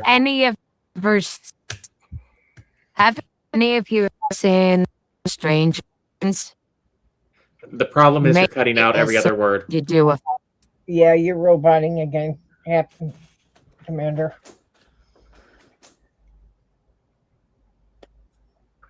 Oh. I'll try asking again if you've there. seen Stranger Things, haven't you seen Stranger Things? Maybe it's somehow related to that. Yeah. Well, that's based off of something called the Montauk Project, a conspiracy theory, which wasn't even believable. Well, was just... Which wasn't even believable until they tried to tie it to the Philadelphia experiment. I was like, okay, no, this never happened. No. Ted Cruz just laid an egg in the future, and when the egg hatched, it burrowed into the past, and it gave birth to Ted Cruz.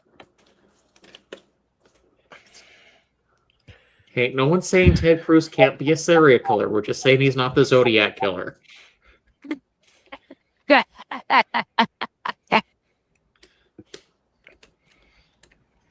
I don't know. Killing constellations is a pretty big job. I think a serial killer is, much more likely just stabbing boxes of grain.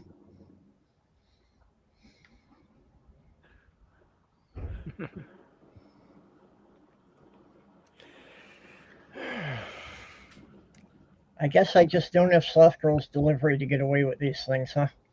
Nope. I have a job interview on Tuesday. Good luck. Yeah, good. For what type of job? Well, one of the positions is a forklift operator, and the other position is, similar to what I did at Catalina Cylinders, but more maintenance-oriented rather than machine. And I will never say that I can weld because I've never been certified to weld. Do I know enough about welding to know that I can't weld while knowing a lot about the prep and all of that? Yep. And it's just because I don't have a lot of experience welding. Yeah. Sounds I would overwhelming. need to be certified. Mhm. Yeah. Well, it is a hot topic. It's the only thing on the list of duties that I really can't say that I'm able to do. And not speaking good Dutch does not help. I would have had a €4,000 a month job had I spoken better Dutch. Yeah. I can do general stick welding. That's the only one I've really had any practice with. I can do object-oriented programming. I've actually considered taking a welding course at the local technical college here. Just because, I can do the basics, but I'm sure that I could learn a lot from a course with a teacher that's had a lot of experience. Yeah, the thing is with the Ted fleeing to Cancun,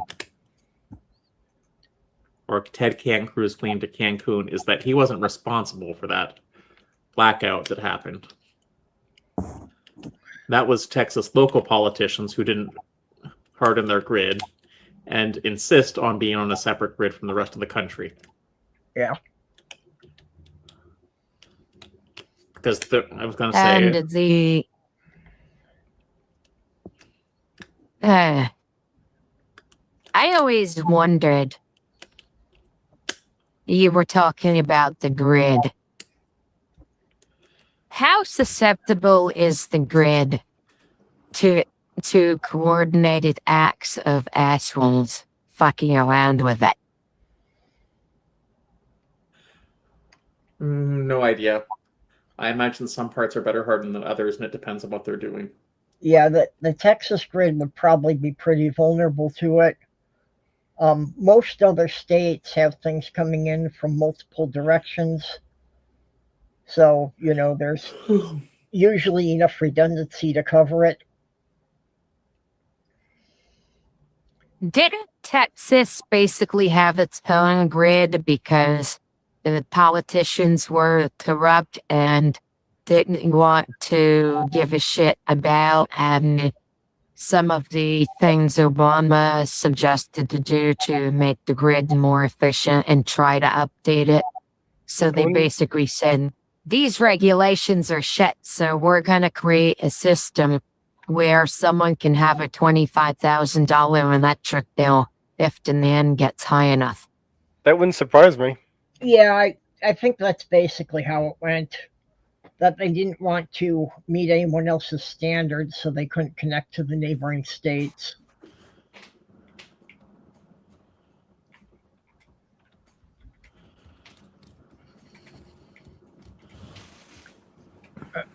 Oh, good luck on the job interviews, anyway. I'll be right back. Yeah, Ted Cruz is not responsible for that one, sadly. Let's see, Texas. One of the aggravating things about learning Dutch is there's so many Dutch words which are English words either directly or just with a slight accent. Well, it's the case in German too. That means that I'm constantly searching for words, a Dutch word, when the Dutch word is an English word. And it's so fucking confusing. Texas operates its own power grid primarily to avoid federal regulations. So yeah.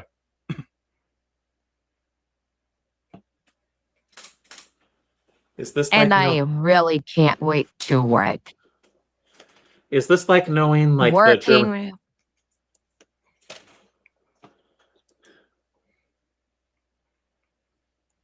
Go ahead. I was gonna say, is this? I've seen like the Dutch word for gay bar is homo bar.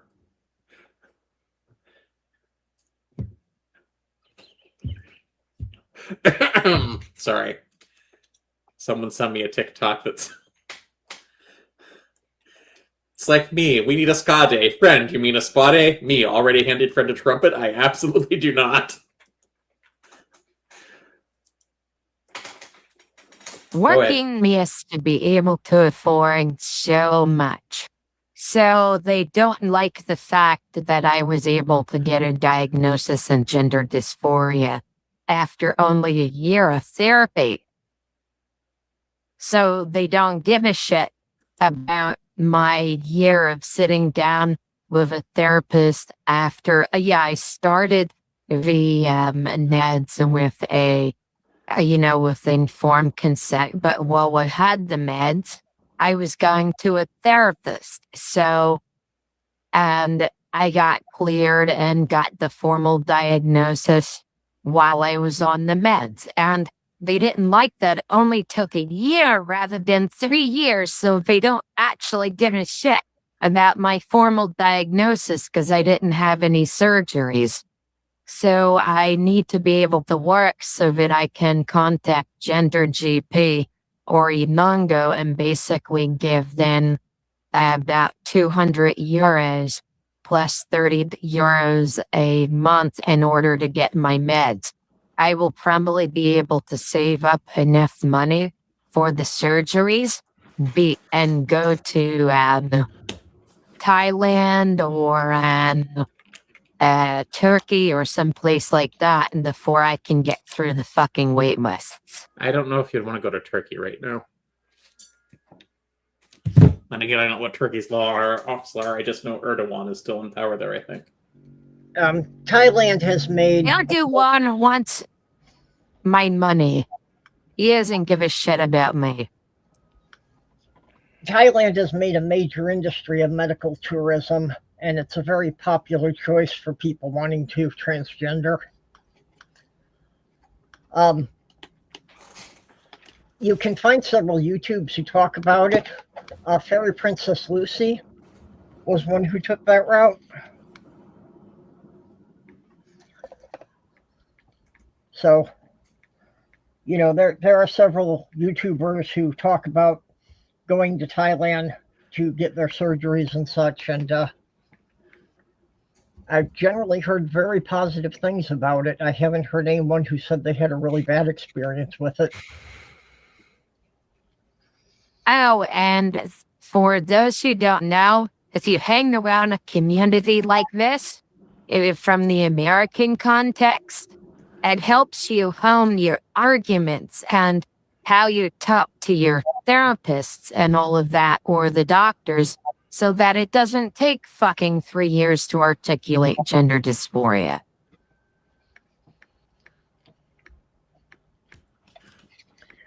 Yeah, unfortunately, I do think that a lot of it has to do with learning the correct vocabulary to address the doctors.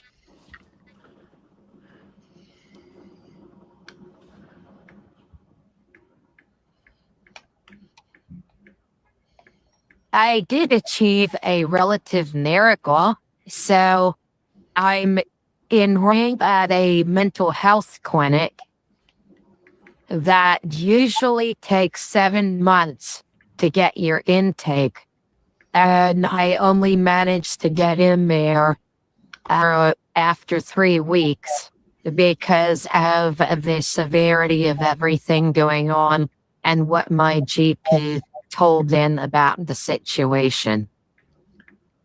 Well, that's good. It sounds like your GP is on your side at least.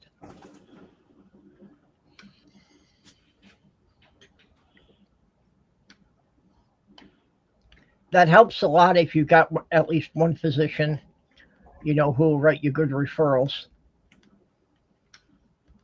Oh, yeah. And also, she is wonderful. She actually stays on the phone. And she has made so many calls. I mean, when we first started, I got roughly about 17 notifications that different organizations received my referrals. Okay. Yeah, I don't know how the medical system works over there. All right. Well, it's getting late here, so I am probably going to head on out. All right. Get some dinner, and then maybe I'd say go for a walk, but it doesn't look like it's going to be a good day for a walk in a couple of minutes here. So be excellent to each other, and so long, and thanks for all the fish. Yeah. So long, and thanks for all the fish. Here's a song about that somewhere. I can't remember.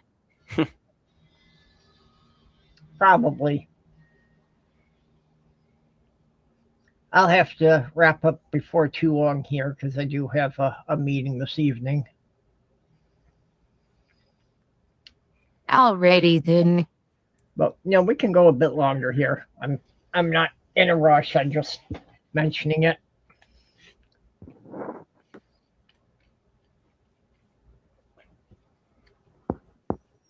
So one thing I have to do is I want to, show a picture of a coming avatar. I'm gonna get to 3D file. Well. Oh wait, that's on my. A coming avatar might get us in trouble. I know that YouTube would not let me post something with the title Orgasm Day. Yeah, it's not that. Oh. Molly has been tolling me to walk through the hallway to get belly rubs. The original toll was 10 belly rubs. I was trying to negotiate for 5, but he was using Trump's negotiation tactics, so we settled on 15. Okay. Well, that makes sense. She wanted 10, you wanted 5, so you both got what you wanted. What's this you have put up here? Penguin. It's a stylized penguin. That's a nice looking one. Yeah. You know, I mean, good level of realism. I need to make the feet. Yeah, it's stylized, but I also added realism because that penguin that I was using earlier, it's in the uncanny valley, and this is a little bit more stylized. So, because like if that penguin I was using is almost photoreal, but it's almost photoreal, which I was just suggesting a friend Virginia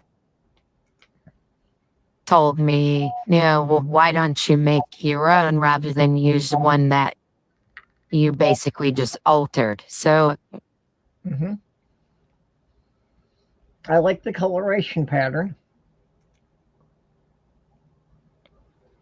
I need to make a custom brush so that I can add a stylized texture pattern on it, because right now I'm just using the Voyanoi pattern and stretching it out to kind of mimic organic featherweight, but it really breaks down up close and in certain areas.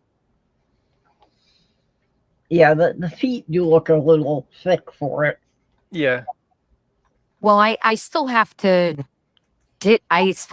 change. I still have to fix the feet, and then I have to do the inside of the mouth and then rig it.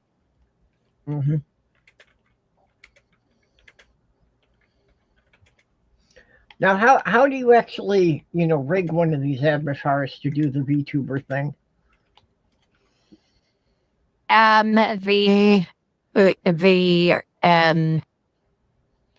God, what's her name? The Hellhounds and the Hell of a Boss that I use.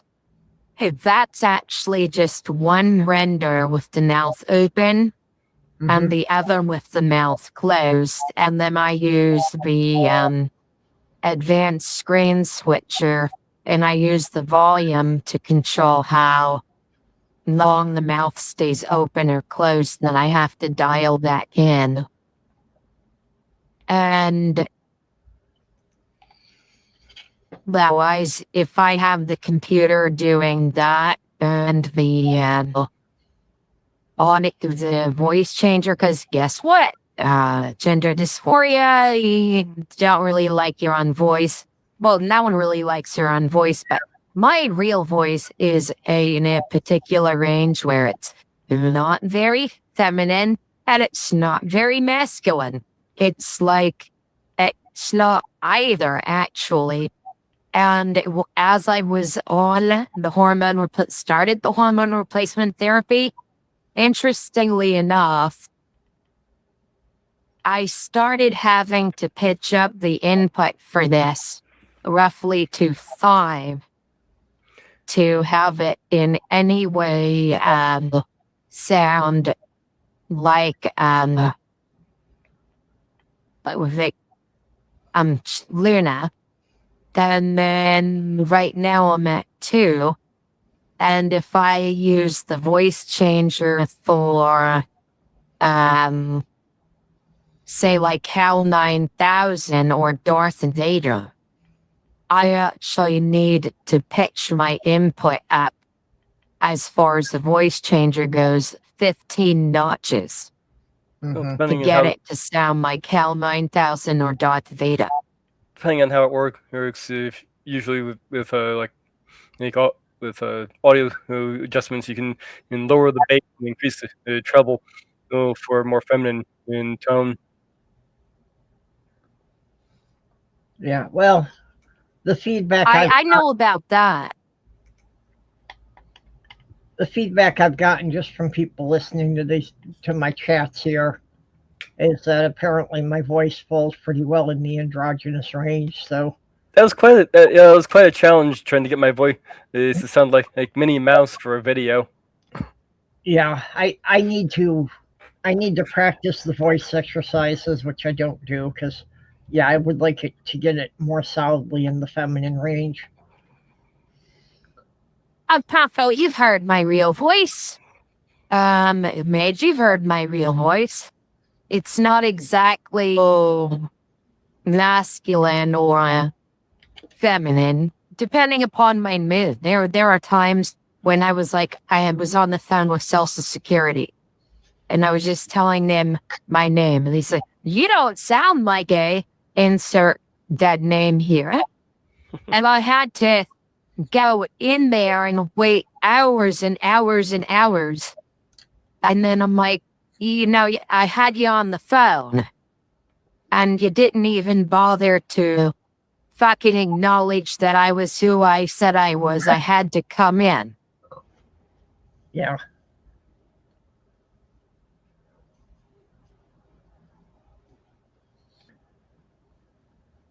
I know I can do a more feminine voice. The problem is I have to think about it before I start to speak. So I've got to practice it so I develop the muscle memory to, just automatically be speaking in the higher tone.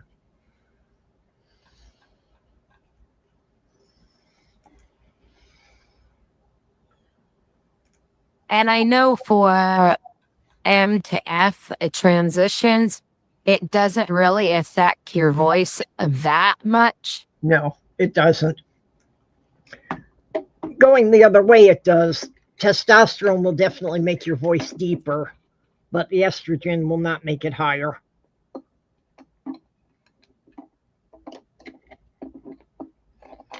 At least not very noticeably. Yeah. And that's probably more you trying to rather and just be than anything else. Maybe it might soften the chords a little bit. Like it softens your skin and softens a bunch of other things, but it doesn't really change it that much. Yeah. Voice practice is pretty much universally the bane of male to female transitions. Everybody hates doing it, to the point that there are many memes about it. Evidently, even when I'm not trying to, Social Security is like, "Hey, you don't sound like it. You need to come in or we can't help you." Mm-hmm. And I know when I heard you with the shills, I couldn't really tell is purple because you do have that mid-rangey voice, and I could tell by your avatar, even though your avatar wasn't as feminine then, it was kind of like, am I dealing with someone who is or is, and Well, you get what I mean. That's the part that confused me, was that my old avatar had a beard and people were still being confused about it.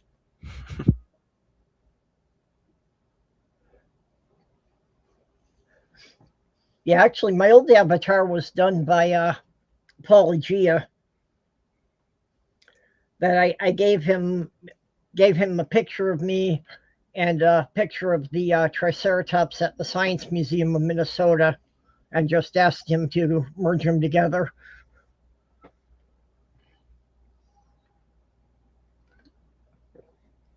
A saurian hybrid. Yep. Well, we are evolved from ceratopsians that were taken from Earth 66 million years ago and put on another planet in a wildlife preserve.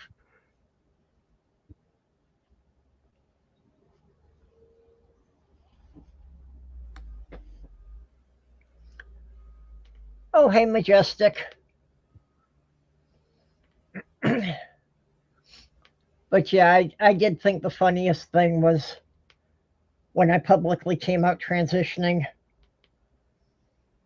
and when one person heard about it, they asked which way, which I thought was hilarious because I had live streamed with them about once a month for 2 years, and they had never figured out which gender I was to begin with. Take that as a compliment? Yeah. Oh, yeah. I thought it was hilarious. That's why I keep bringing that one up. See, and that's how, for me, I know there was no question about whether or not I was really trans. Because even when I was full masculine, people would come up behind me and say, "Could I help you, ma'am?" And I know that as a man, that was supposed to be insulting, but I just found it mildly humorous. And that's my late fiance. People do pick up on things that you don't even pick up on. There was one time I was standing near a lathe at the company from hell, where after I left it, I told the FBI who they needed to look into, and about 4 months later, it was on the news that the FBI had raided the department I was in and hauled a bunch of people out for espionage. But anyway, so I was standing there. I was getting real thin. It was the thinnest I had been in a really fucking long time. And they said, I knew a machinist who started looking real good and then started growing boobs. And I was like, and I'm like, oh, what the fuck are you talking about? Because I thought I was masking real good. Yeah. But it's actually partly the way I'm shaped too. Yeah, well, that's definitely from the back. I can see, how my shape would, make guys think that I'm more feminine. And well, my late fiance had commented that was just the way I carried myself and the way I moved, that I had more feminine mannerisms. Your description, when you went about that with saying that you had a beard at the time, and created this image in my head of looking like William Nelson's head on Dolly Parton's body. Well, I did enter a costume contest as Willie Nelson, and I was definitely the crowd favorite, although the prize went to the judge's cousin. Of course. Yeah, but I just sloth girl braided my hair and I made a cardboard guitar. So we went to a bar party. I went as Willie Nelson. I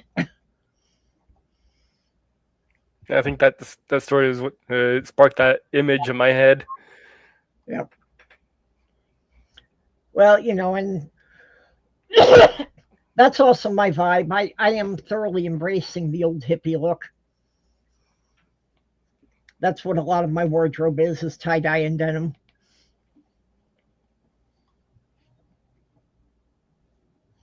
So I grew up in the 70s, so that's still kind of what I feel like. Kind of the end of the hippie era.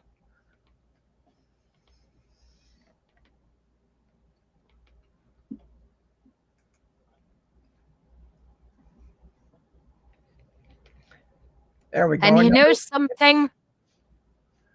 If you went to Woodstock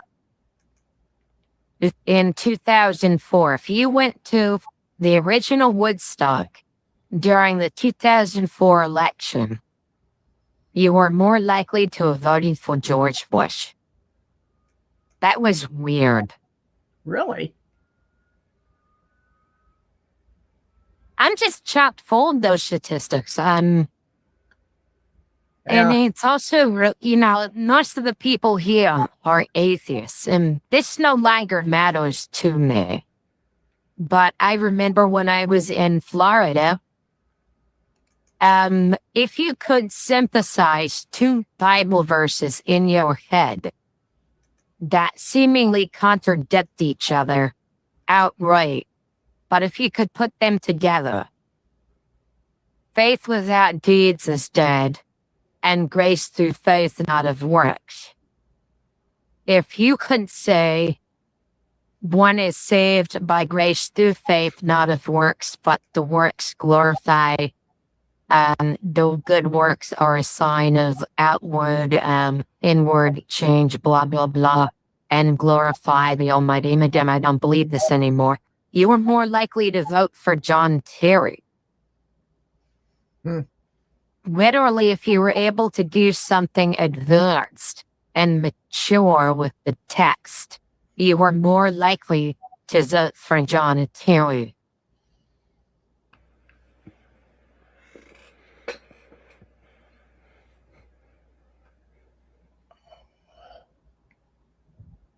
But of course, that's probably just a sign that you had a more analytical mind, and therefore someone could see through the bullshit of the Bush administration. Yeah, I'm still wondering who the Democrats are going to put up for 2028. I'm concerned about that. I guess they're going to wait until after the midterm election before they announce a presidential candidate. If we end up getting some corporate shill, well, we're in deep shit. Yeah. Yeah, that's that. The Democrats keep thinking that, that they're a shoo-in because everyone will vote for not Trump regardless of who they put up. Oh, that's probably true. That's not a long-term goal.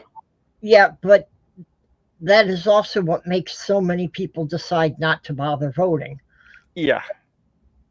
And the Democrats are going to need a high turnout if they want to, maintain control of Congress.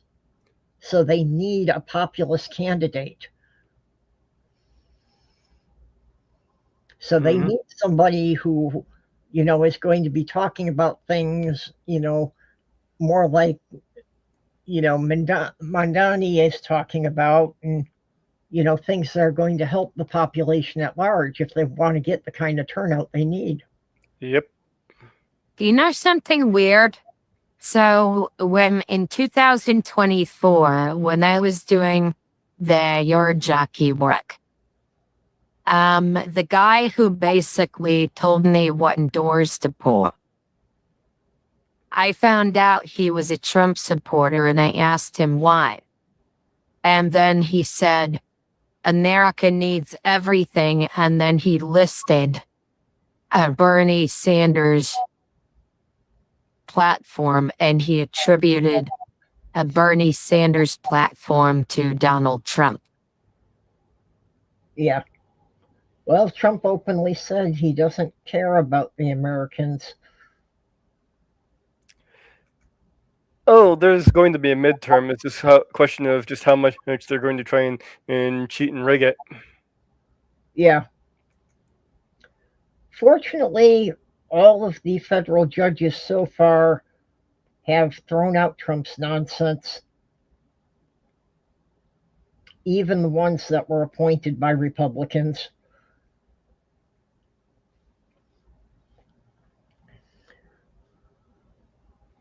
Yeah. Especially his thing about having the post office having an official list of who's allowed to cast a ballot by mail. Yeah, I really gotta love these have some of these Democrats running in actual progressives in some of these states, and the blue no matter who crowd are siding with the Republicans. And I'm gonna make an announcement. If I don't get this job, and I sincerely hope I do, I'm gonna start a little GoFundMe so that I can try to pay either a Mongo or a Ginger GP to help me get my meds. Okay. Yep. Yeah, we'll promote that for you if that's what it takes for you to get your meds. It costs €200. There's no guarantee that some pharmacies fill these prescriptions and others do not. So there's no guarantee that even when I get a prescription, that any pharmacy near me, because I'm in a rural area, is going to feel comfortable filling it. Yeah. But it's a prescription, and there might be some hope Because really, if I can work, especially after I learn Dutch, and for fuck's sakes, there's no one else in the entire country here in the job market who's actually made parts for nuclear reactors other than me. Yeah. That's a good to have on your resume. Well, if a local pharmacy won't fill it, are there maybe some mail order pharmacies in other parts of the country? I don't know. These different cities. I don't know. Here's how Imondo and Gender GP work. There are parts of the EU Schengen zone where informed consent HRT prescriptions are allowed, or at least the laws are not enforced. Because like in Catalonia, for example, that's basically a separatist region where the federal authorities pretty much don't fuck around. That creates an environment where, frankly, you can get away with it. And Portugal actually allows them. And then there's similar areas in Poland. And that's my hope for remaining in the land of the living, because as anyone with gender dysphoria knows, once you've received relief from it, if someone wants to take that relief away from you, especially if they're successful, all you can think about is that time when you didn't need antidepressants, when you didn't need all these other things, and when you could actually walk by a mirror and not instantly spaz out or feel tremendous discomfort. Mirrors are your enemy when not being treated. And it's not about necessarily being thin. Everyone prefers to be thin. It's about this masculine build actually quite bothers you. And I hope that I can get the meds before the muscles start coming back and the hair falls out. Yeah, and that's, one of the things that they never want to talk about when they try to, talk about how many people detransition is that I think most of them that do, they detransition because of social pressures or not being accepted by their family. Yep. And then there's an incredibly high suicide rate among detransitioners. And I think it's just because of what Commander was just talking about. It's like, after a while of feeling right and having to suppress that again, it just becomes too much to deal with. Yep. The highest reason of detransitioning is due to outside social pressures. It's usually by the parents. Yep. So let me rank this experience of not having my full dose for 7 months and being without it completely for about 3 months. And this is the worst period of time in my life. The psychologically and mentally. The second worst time in my life was working at a defense contractor where a good number of my coworkers were fucking Nazis, and 2 of them, years later, went to the Capitol to try to do in Congress to make Trump a dictator. Where I was psychologically tortured every day, and sometimes even physically assaulted. But one of the times I was physically assaulted, it was after Obama won the election. And this is a Department of Defense facility that has nuclear material in it. And I hear the son of the former general manager of M53 come up behind me and call me a Jew N-word lover. And then everything goes dark. And then this is right outside of this facility that houses nuclear weapons. And the fucking cameras weren't working. I just woke up in the hospital and they were like, Oh, that camera system wasn't working. We're sorry, we have no prisons. Fuck off. How convenient, huh?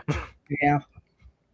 Well, even when So that they- was the second most horrible time in my life. So to give you an idea where my headspace is.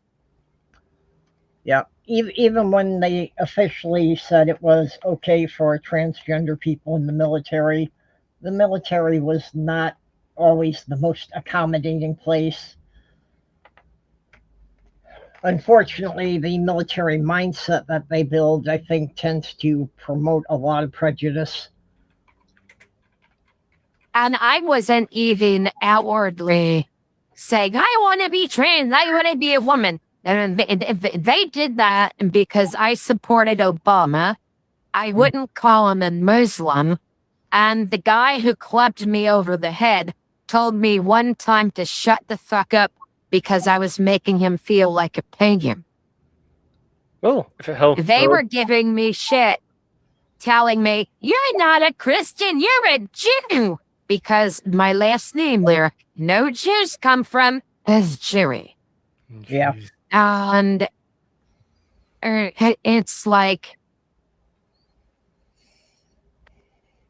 fuck, I was the only white person in the building who could pass the Nicene Creed's worth a damn, the only one who could speak Hebrew, and at the time, the only one who didn't believe they were one of God's chosen people simply because they were born that way, who was white. Yeah. Just think about that for a second. The literally born Jew was the only one who could pass for a Christian. They were the biggest Obama supporter, and they made all the white conservative evangelicals feel like pagans. Well, about 70 to 75% of women prefer or find the dad bod attractive. Yep. Soft girl liked it. She told me a couple of guys online that she kind of crushed on, and they all had that kind of build. I'm going for a more lean, muscular build myself. Yeah. Yeah, for men, I prefer the more muscular build, but I'm still a long way off. I'm still very lanky.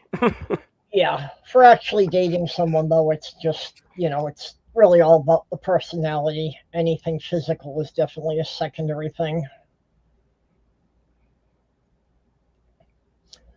Which for me includes even the, what gender they identify as. For me, if I'm going to actually get in a serious relationship with them, the gender ranks somewhere around hair color for how important it is.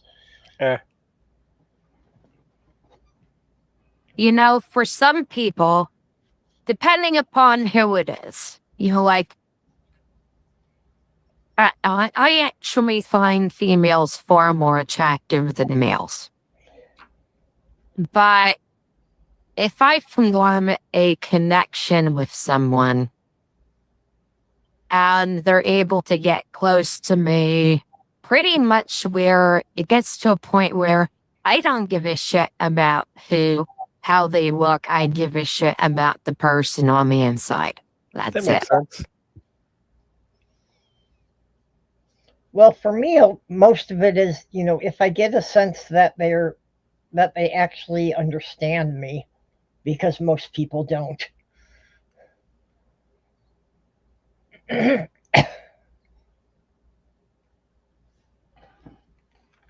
Mm-hmm. Well, you must be doing something right, Majestic.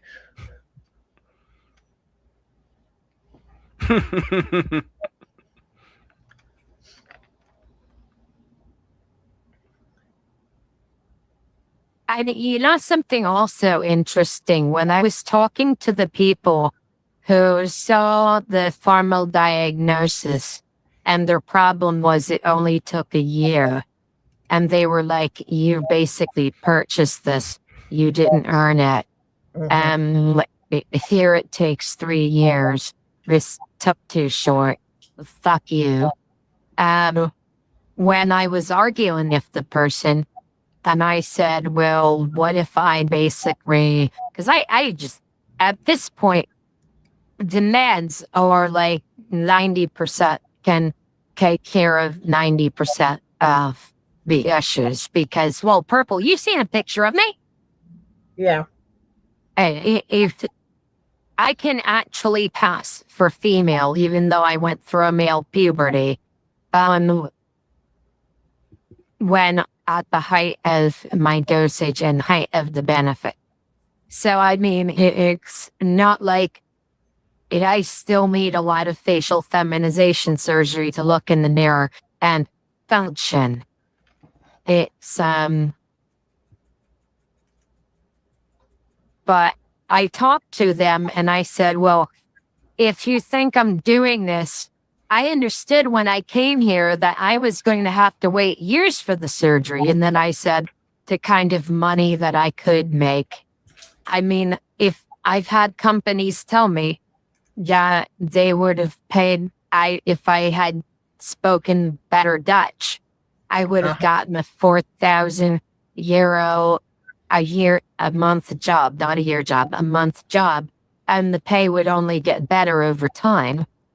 Mm-hmm. And, you know, I told the people, you know, if your problem is that you don't like the fact that I'd qualify for surgeries,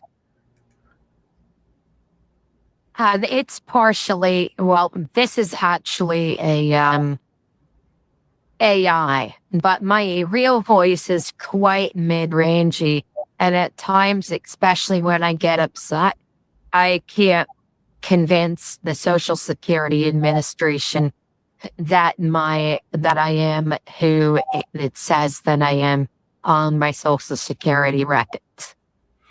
Yeah, and I basically just told them that, you know, and then they said, well, if you were just going to go to Thailand and all that stuff, why are you coming here? Why did you come here? And because I didn't come to the Netherlands to transition, that was going on. But it was like, they thought I came here, and the words she used was to start. Oh, jeez. To start. I already had 2 years of prescription history that they saw, plus a formal diagnosis. And she says, you came here to start.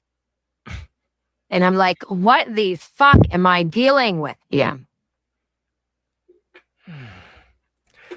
It kind of reminds me of something I was looking at earlier in the week. The Roach Boy Asmin column for Asmin Gold there. Some mention of him looking to get hair transplant. And so I decided to look up, okay, negative effects of hair transplant. Well, let's see here. Folliculitis, infections, scarring, and poor or unnatural growth if it goes wrong.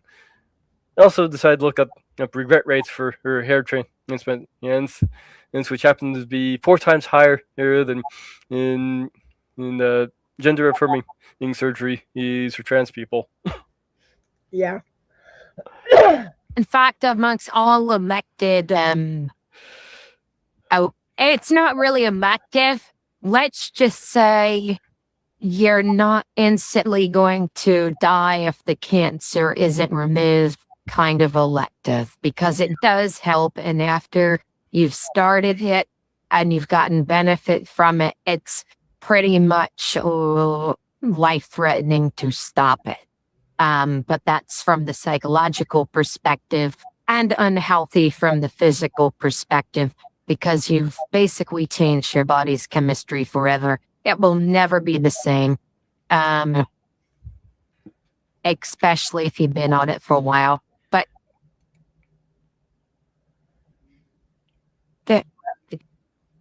I just love the statistic that the regret rate for transgender surgery, it's so much lower. It's the lowest. It's the lowest out of anything. Yeah. Well, the regret rate for transgender surgery is lower than the regret rate for Harry Potter tattoos. Well, right now, I imagine. Oh, for fuck's sakes, millions of times lower. Yeah. Well, the reason why I was looking at the negative effects of hair transplants is how people tend to harp on the negative effects of these puberty blockers or the surgery. Well, there's negative effects for any of this stuff. Yeah. And oh, for fuck's sakes, there are plasticizers that I have, some of which I can actually synthesize, which I have done it for the only reason I can't get I don't have enough money to get the phenol and the MEK because I don't have any money of my own right now until I start working. Yeah. Well, that's why, big reason I was transitioning so late in life is it took until I was in my 50s before I had any medical insurance that would help cover it.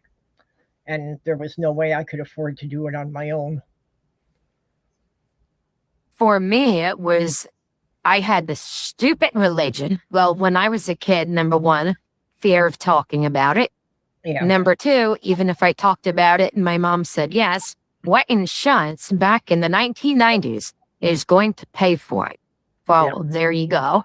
And then even when I was in a financial position, there was no insurance going to cover it until Obamacare came into it. But even if I was in the financial position, I had so much emotional dependence on so many people, many of whom I knew would not approve. And I had their love.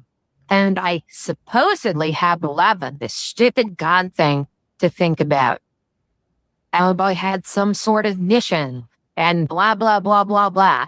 And it wasn't until that whole fucking God thing collapsed and I was making about $80,000 a year that I said, fuck it, I am $80,000 or $90,000 a year is because my pay went up and down. It can through specific years because fuck trucking is like that. But I had the independence, and anyone in my personal life who had a problem with it, well, they were financially dependent upon me. And if they had a problem with it, they could go fuck themselves. And I had relatives who might not have had a problem with it, but they supported Trump.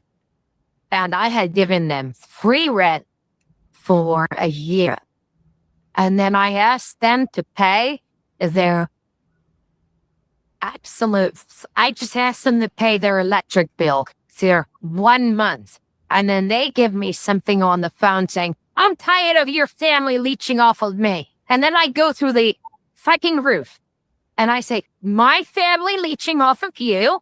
I've been giving you fucking free rent, $1,000 a month, and paying your fucking electricity for the last year. Mm-hmm. And all I'm asking you to do is pay your electric bill for 1 month, because my mom needed the front run on the bottom lower floor of the duplex that I was renting. So my mom needed 1 run from the downstairs, and they were supposed to help take care of her. And I just asked them, 1 month, pay your fucking electric. So I fucking ticked their asses out. But if they had a problem with the gender dysphoria and the transitioning, I would have kicked their asses out over that. Yeah. I was in a position where no one in my life could basically have an issue. And there were people in Virginia that I've kept in contact with who are important to me. I simply haven't told them. Yeah, at this point, I'm pretty sure I'm going to get blamed for killing my mother whenever she goes. And my answer to, am I from the Bronx? Yeah. That's a mixed answer. So, did I grow? Yeah, I grew up in South Florida, and almost everyone from South Florida, that at least from the community I was in, was from New York or New Jersey. Yeah. And they were New Yorkers before they were from New Jersey. So the accent kind of comes out, especially when I get passionate. Yeah. Yeah, just those were the people you And were then the voice changer really brings it out. But listen to the way I say talk. There's definitely New York there. Talk. You're going to park your car in Harvard Yard? Well, that's the thing. South Florida is from where everyone from the Northeast kind of congregated. So Yeah. there's parts of my accent that I picked up from people from Boston, people from New York, people from New Jersey. And incidentally, a lot of Americans cannot do that very well, like in Hebrew or Dutch or German. And most certainly, a lot of Americans can't really well because of, like, I'm learning Dutch, and Ned constantly tells me to stop with the huh when there's no huh because you sound like an Arab. But I'm making that quote Arab mistake with the language because before I started learning Dutch, I learned Hebrew. And from my Hebrew teacher, what she told me was, oddly enough, even though she didn't have an Israeli accent, that I naturally, when speaking Hebrew, had an Israeli accent, even though I've never even been there. I get that. And I find myself when I try to do the voice training that I wind up falling into some kind of British accent. I don't know what region it'd be from. Oh, when I started learning Dutch, what's really fun is that I used to be able to do all kinds of accents. The learning of the Dutch has fucked with my ability to do Scottish accents and various British accents and Australian accents. That's interesting. I can't do those accents anymore. But when I was in the UK for a really long time, I wound up because your accent is partially how you were raised to speak.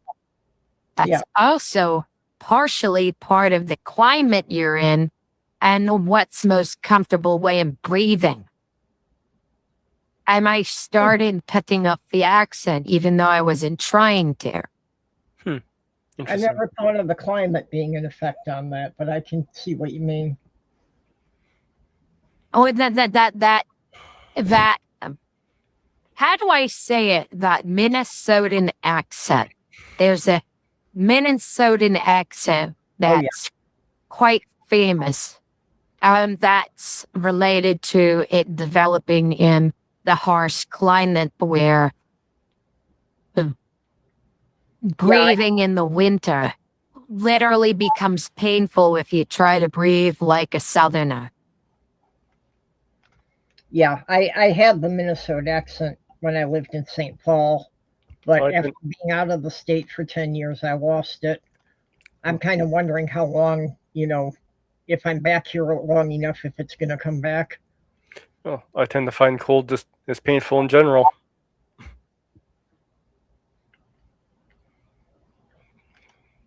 Well, see, that's why you live longer. There's a certain... You live longer in Minnesota because half of the year you're in cold storage, so you're not aging as fast.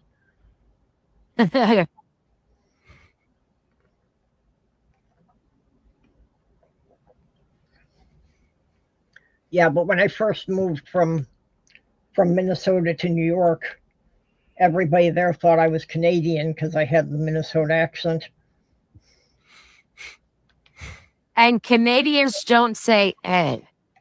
That's something that Americans put on them. Yeah. Yeah, well, it's the same sort of thing that there's a lot of accents in American movies that are not really accurate of the place that they're portraying, but they've become so well known through the movies that everyone in America believes that they're real accents. And there are some Canadians you can tell they're from Canada. There are other Canadians like Al Trucker. If I did not know that he was a Canadian, the way he talked, I would think he was either from Ontario or from certain parts of New York or the Northeast. So you can't always tell where someone's from. Yeah, true. Well, I have never lived any further south than Chicago. So, I kind of grew up in the cold. I've always been in this kind of climate. So I don't hate the cold. It's like, it's a little inconvenient at worst. But I do really enjoy the snow, and I do really enjoy when we get like a foot of snow all at one time. I think part of So why I I enjoy it is I like the idea of anything that keeps most of the people inside. so I grew up in South Florida, where, well, in the 80s, I remember that we had relatively cool days in the winter, 50, 60 degrees.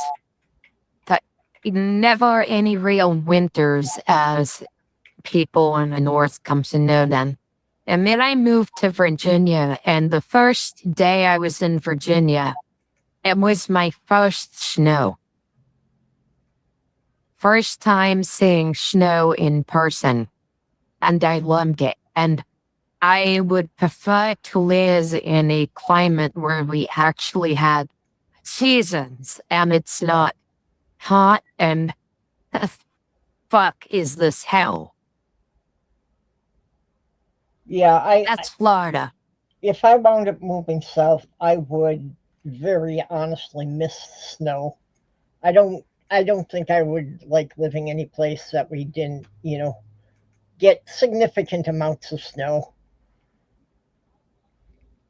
But again, it's what I grew up with, so I suppose that even though I don't remember most of my childhood, there's, probably positive associations with the heavy snowfalls and, back when we had snow days from school, but you get unexpected days off to go and play. Oh, apparently I interacted with the snow once when I was a baby. My mom put me down on it. I cried. That was the end of it. Now, see, that's the way my cat Tasha reacted, because she had been an indoor cat when I was in my apartment. And when I moved in with my ex, that, you know, her cats were outdoor cats, so, I decided to let Tasha be an outdoor cat with hers. And the first time that it snowed, Tasha stood at the back door and she looked out at it, didn't know what to make of it. She put one paw down in the snow on the deck and didn't even want to turn around. She just backed into the house, and that was it. She just decided she was an indoor cat from November to April. If there was any hint of snow on the back deck, she was not going out there. I can't agree with that cat.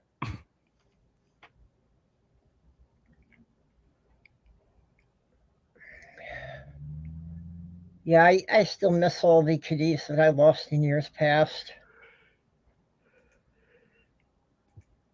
They live in Valhalla. Yep. So when I get to the afterlife, I will be the crazy cat lady, because there will be about 24 of them around me all the time.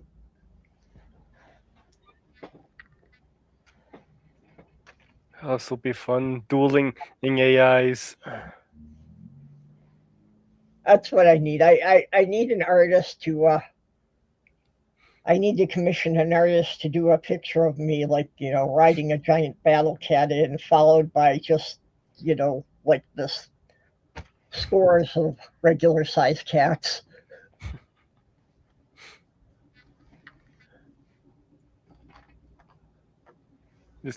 running a giant duck.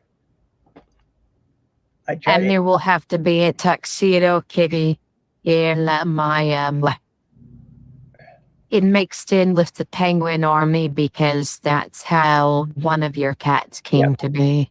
Well, that was Sammy's son, the one I lost most recently. That he was a penguin kitty, and he said it was because his daddy, or he was a tuxedo kitty, and he said that was because his daddy was a penguin. He told me his daddy was one of the penguins guarding the ice wall against the flat earthers.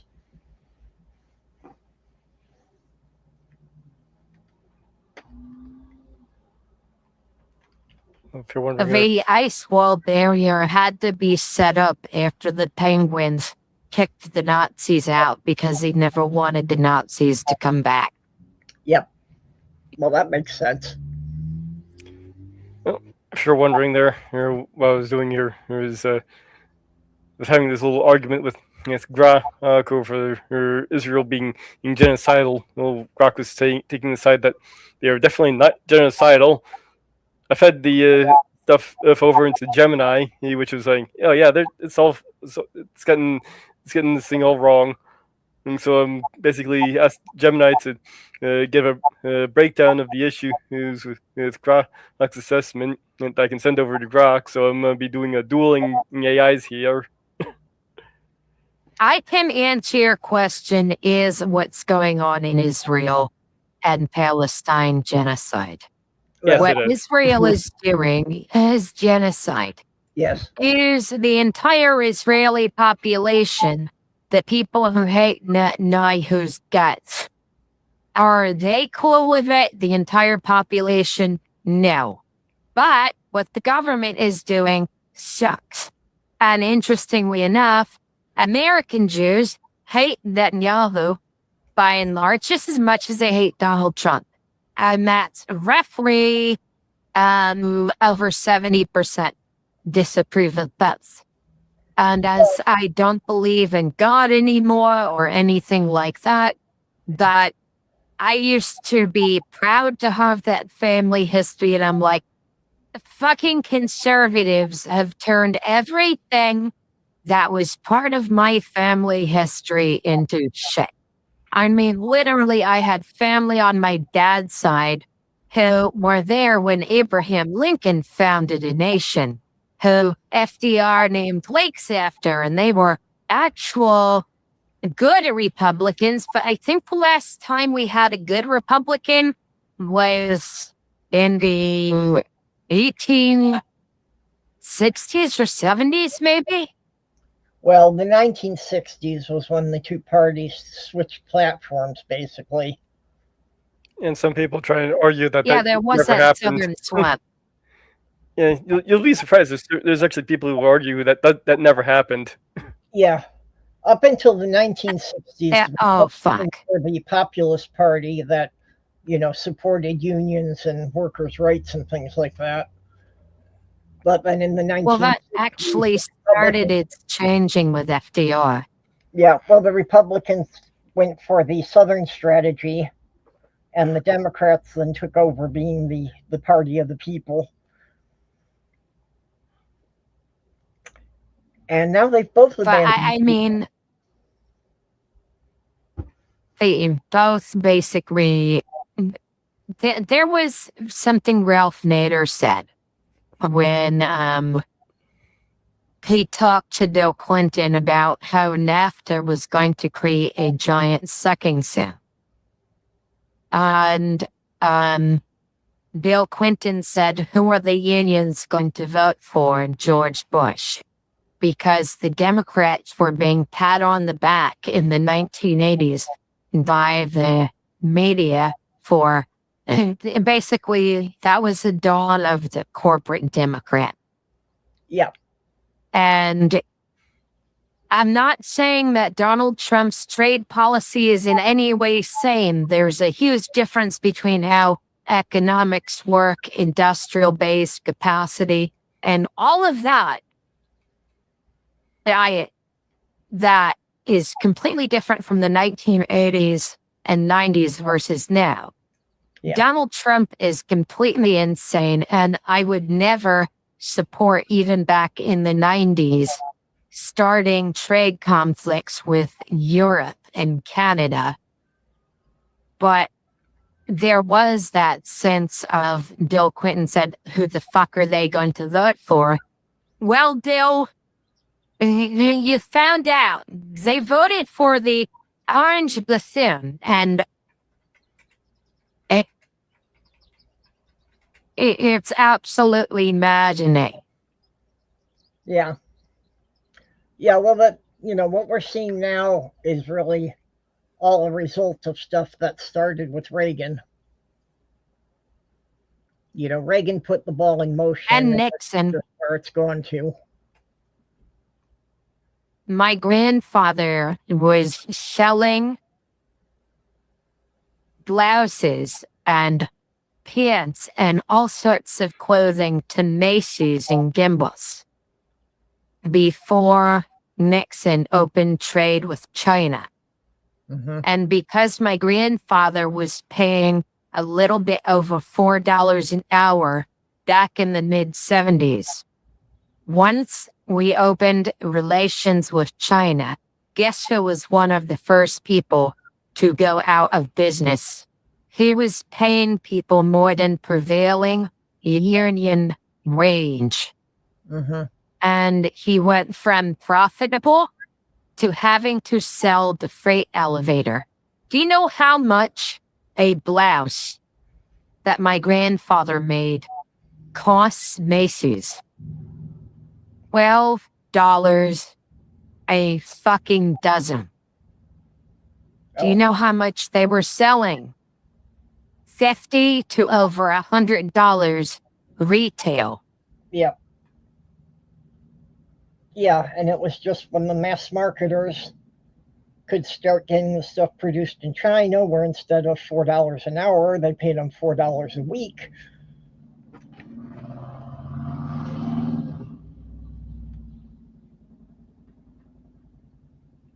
It really started then.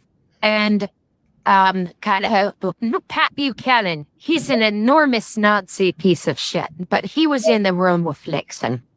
And in the 1990s, he said the reason why they opened trade with China was to basically deindustrialize America because the Democrats got most of their monies from the unions.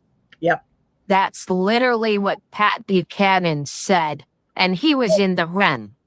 That's one reason why I don't like Republicans. They will literally destroy the entire country just to get at people they don't like. Well, that's why I grew up as a Democrat, because my father knew that he wouldn't have been able to support our family without the benefits he got from his trade union. Then do you know something? My grandfather was once the president of the Trenton Republican Party, and Nixon cured him of that. Yeah. And I had my relatives on my I'm sorry. No, I was just saying that after all the stuff from Watergate came out, a lot of people switched parties. I mean, Nixon caused him to switch because Nixon opened trade with China. And my grandfather, he had even though he paid more than union wage. Mm-hmm. He just was a Republican because, as my mom put it, even though he was quite generous, people were still stealing stuff off his trucks. And even though he paid more than the unions, he didn't like them.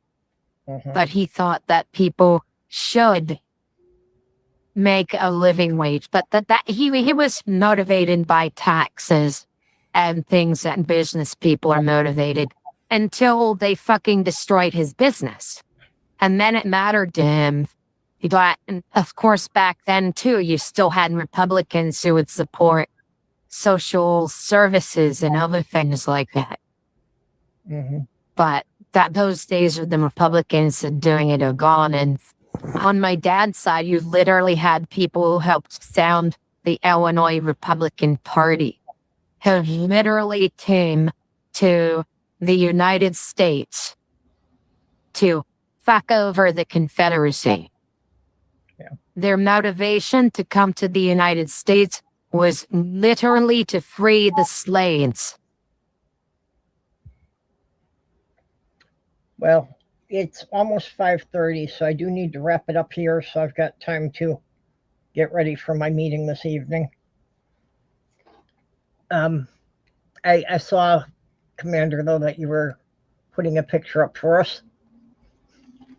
See, that's a historic picture of the battle where the Penguins kicked the Nazis the fuck out of Antarctica. Yeah, the final battle where they drove them out. Yeah. I love it. Especially the Penguin in the front with the Tommy gun. Yes, that's it. That most of them only have swords. He's got an automatic weapon.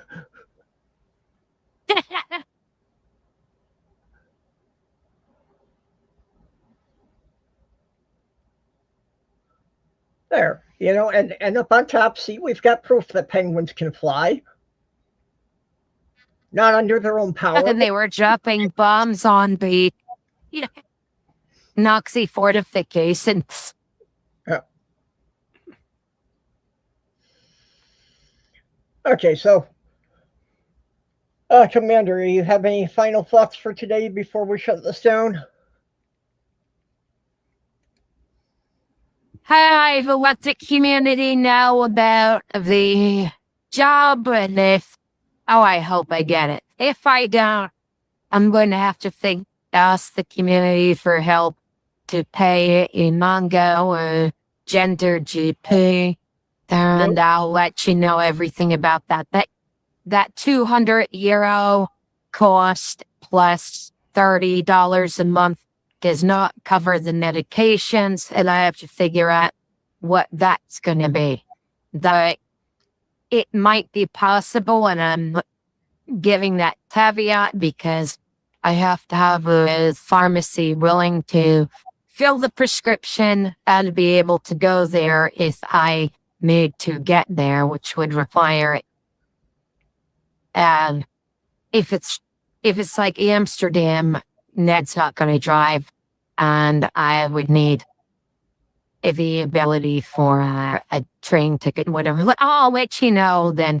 Yeah. But if the community can help try to get me the meds that way, I really need it. I'm in like I said, this is the worst situation mentally I've been in, period, in my life. And the second worst was 5 years being tormented by Nazis at a defense contractor. Yeah, well, it is definitely a cause I'm sure the community will get behind, but, here's hoping you'll get the job. Yep. Do you have anything you want to say? Well, yeah, we will help you promote that if you need that. And I'd also recommend, Commander, while you're waiting to get a job or not, maybe look around to these different pharmacies and ask them if they will fill these kind of prescriptions out or not, so you know ahead of time. Yeah. And again, if anyone else is in the EU and you wind up listening to this and you have gender dysphoria and you're dealing with similar shit, because it's legal in other Schengen countries to do informed consent prescriptions, remember Gender GP and Imango, because you qualify for cross-border prescriptions, regardless of the rules for dispensing it in your own country. As for my own midnight show, I don't know what's going on with that. I mean, I guess I'll put the link out if I can get at least one person showing up. Yeah, we missed a couple of weeks there. Yeah, I'm not sure how Greg's gonna be. He might still be recovering from his, whatever happened with his doctor thing. I don't want to get into that, but yeah.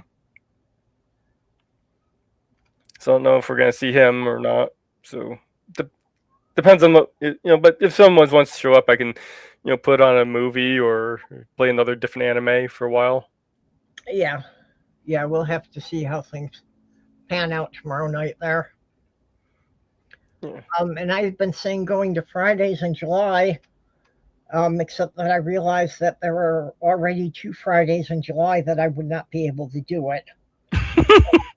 So I think it's better if we postpone that until August, just so I don't miss the first 2 weeks of the time change. See what I told you? You change the day, and then all your schedules are gonna get. The problem is it being Fridays, and when I have to do weekend trips, which was kind of one of the reasons why I was trying to avoid Fridays, because I thought, with Friday holidays and that, people would be missing things. But Friday was the only day anyone else mentioned as being better, so we'll make it work in August. Okay. Okay. So thanks everybody for coming. We appreciate you hanging out with us, and we will see you all next week at the same time. Bye-bye. Bye-bye.